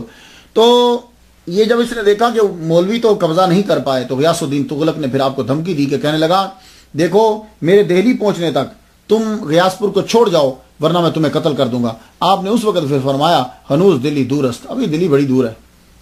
یہ طریق فرشتہ کے اندر یہ لکھا ہے کہ جو ہی افغان پور نامی گاؤں میں یہ پہنچا جہاں اس کا استقبال کرنا تھا، محل میں بیٹھا ہوا تھا، اس کے سامنے ہاتھیوں کی پریڈ جو ہے وہ دکھائی جا رہی تھی. ایک دم سے چھت گری، یہ چھت کے نیچے دب کے مر گیا. چلو جاؤ، تو خواجہ نظام الدین کو ماننا چاہتا تھا، پہلے چل نکل گیا وہاں سے. غیاث الدین تغلق کے بعد اس کا بیٹا محمد بن تغلق جو ہے وہ بیٹھا. اس کا اصل نام جونا خان ہے. اب یہ بھی کیا کرے گا، لیکن اس کو معلوم تھا کہ میرے باپ کے ساتھ کیا ہوا ہے. یہ آپ کا بڑا عقیدت مند اور آپ کے پاس آتا تھا، آپ نے ہی اس کو بادشاہ بننے سے پہلے بتایا تھا کہ تو بادشاہ بنے گا، یہ سیٹ تیرے پاس آ جائے گی. بڑا عقیدت مند تھا. اللہ اکبر جل شانہ. حضرت نظام الدین اولیاء رحمۃ اللہ علیہ سے اس کی عقیدت اتنی تھی کہ آپ کی قبر مبارک پر پہلا گنبد اسی نے بنایا، جنازے کو کندھا اسی نے دیا. کتنی دیر تک یہ چلتا رہا. اللہ اکبر جل شانہ. خواجہ نظام الدین اولیاء رحمۃ اللہ علیہ شریعت کے پابند، سنت پر بڑا عمل کرتے تھے. اب یہ ہاتھ دھونا بعض اوقات ہم لوگ بھی چھوڑ دیتے ہیں، اگر ہم نے پہلے سے ہاتھ دھوئے ہوں. آپ ایک بہت بڑی محفل میں بیٹھے اور وہاں جلوہ فرمائے، اگر آپ اٹھ کے جاتے ہیں، آپ باوضو غسل کر کے باوضو ہو کر بیٹھے ہوئے، ہاتھ آپ کے دھلے ہوئے ہیں، گندے نہیں ہیں. کھانا جب شروع ہونے لگا تو آپ سوچ میں پڑ گئے کہ میں نبی کی سنت مجھ سے مس ہو رہی، میں اگر اٹھ کر جاتا ہوں تو سارا مجمع جو ہے وہ پریشان ہوگا، تو کیا کروں. آپ کے مرید جو ہے اس بات کو سمجھ کے وہ گئے اور جا کر انہوں نے یہ پلو پورا پانی کا بھگو کے اچھی طرح لے آئے، جیسے اسفنج جو ہے نا وہ پانی یوں لا کے کہنے لگے حضور اب ہاتھ کیجئے. تو آپ کے ہاتھ کے اوپر یوں پانی ڈالا تو آپ نے اس طرح وہ سنت، اس سنت کو بھی پورا کر لیا. اللہ اکبر جل شانہ. اس دنیا کے اوپر آپ نے 87 سال جو ہے وہ عمر گزاری، جہان کو روشن کیا. آخری ایام کے اندر آپ کھانا بہت کم کھاتے، تقریباً 4 ماہ جو ہے وہ آپ علیل رہے، اور جو 40 دن آپ کے آخری ہیں دنیا سے جانے سے پہلے تب تو آپ نے کھانا بالکل ہی ختم کر دیا. اور 40 دنوں کے اندر معمولات سے ذرا ہٹ کر طریقہ شروع ہو گئے. آپ ہر وقت روتے رہتے، نماز ایک نماز کو 2 3 بار پڑھتے آپ. اللہ اکبر جل شان. تو شیخ رکن الدین ملتانی عیادت کے لیے ان سے یہ کہنے لگے ہر شب حضور صلی اللہ علیہ وسلم کی زیارت ہوتی ہے، جلدی آؤ، جلدی سے آؤ، ہمارے پاس آ کر آرام کرو. اللہ اکبر. آپ کی اپنی اولاد تو کوئی نہ تھی، آپ کی بہن کی اولاد تھی، انہیں آپ نے بچوں کی طرح پالا تھا. وہی ہندوستان میں آپ کے جانشین سمجھے جاتے ہیں. ان میں سے ایک مشہور نام آج کے دور میں خواہر زادہ خواجہ حسن نظامی، یہ ہیں، بہت مشہور نام ہے، یہ آپ نے کتابوں میں بھی دیکھا ہوگا. تو یہ جو ہیں یہ اب ان کی اولاد جو ہے وہ چل رہی ہے. ویسے تو بہت سے زیادہ نشینی کا دعویٰ 4 خاندانوں نے کیا، لیکن یہ زیادہ تر مشہور ہیں. اور ایک وجہ یہ بھی ہے کہ یہ ان کے خون کے لحاظ سے خون ہی بنا، کیونکہ بہن کے بچے ہیں. بدھ کے دن صبح 7 بجے خواجہ نظام الدین محبوب اولیاء رحمۃ اللہ علیہ کا وصال ہو گیا. اب قبر کی جگہ تعین کرنا تھی کہ قبر آپ کی کہاں بنائی جائے. تو شیخ رکن الدین نے انہوں نے پوچھا خواجہ اقبال سے کہ جب لوگ آپ سے ملنے کے لیے آتے تھے یاران طریقہ تو آپ کہاں بیٹھ کر فاتحہ پڑھتے تھے؟ کہنے لگے وہ جو نارنگی کا درخت ہے نا وہاں بیٹھ کر فاتحہ پڑھتے تھے. فرمانے لگے اچھا وہیں قبر جو ہے وہ بنائی جائے. وہاں قبر جو ہے وہ کھودی گئی. جنازہ شیخ رکن الدین ملتانی رحمۃ اللہ علیہ نے پڑھا ہے. جنازہ پڑھانے کے بعد چراغ دہلوی رحمۃ اللہ علیہ نے اور شیخ رکن الدین ان دونوں نے پکڑ کر آپ کا جسد انور جو ہے وہ قبر کے اندر لحد کے اندر جو ہے وہ اتار دیا. اللہ اکبر جل شانہ. اب یہاں ایک بات عرض کرتا جاؤں کہ کچھ تبرکات چلتے آ رہے تھے. خواجہ عثمان ہرونی پھر معین الدین اجمیری چشتی وہ تبرکات جو ہیں بابا فرید الدین گنج شکر رحمۃ اللہ علیہ نے جب دنیا سے جانے لگے تو آپ نے حوالے کر دیے تھے کہ یہ دے دینے ہیں نظام الدین کو. ان کا حقدار وہی. نظام الدین جب دنیا سے جانے لگے اب ایک روایت جو لکھی ہے جو نظامیوں میں چل رہی ہے وہ یہ ہے کہ عصا مصلح نالین اور وہ جبہ جو حسن بصری رحمۃ اللہ علیہ کا چلتا آ رہا ہے مولا علی کا وہ آپ ساتھ لے کے دنیا سے تو ان کی قبر کے اوپر علامہ اقبال شاعر مشرق نے بھی حاضری دی. مہاتما گاندھی نے بھی ان کے دربار پر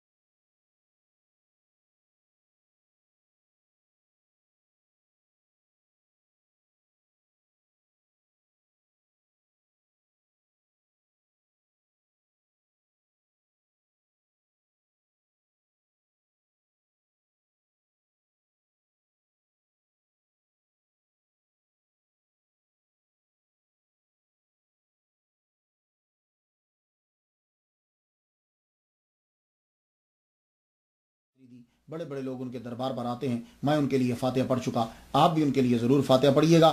اللہ تعالی ہم لوگوں کو ان کے صدقے سے حقیقت سے آشنا کرے. اجازت دیجیے. وآخر دعوانا الحمدللہ رب العالمین.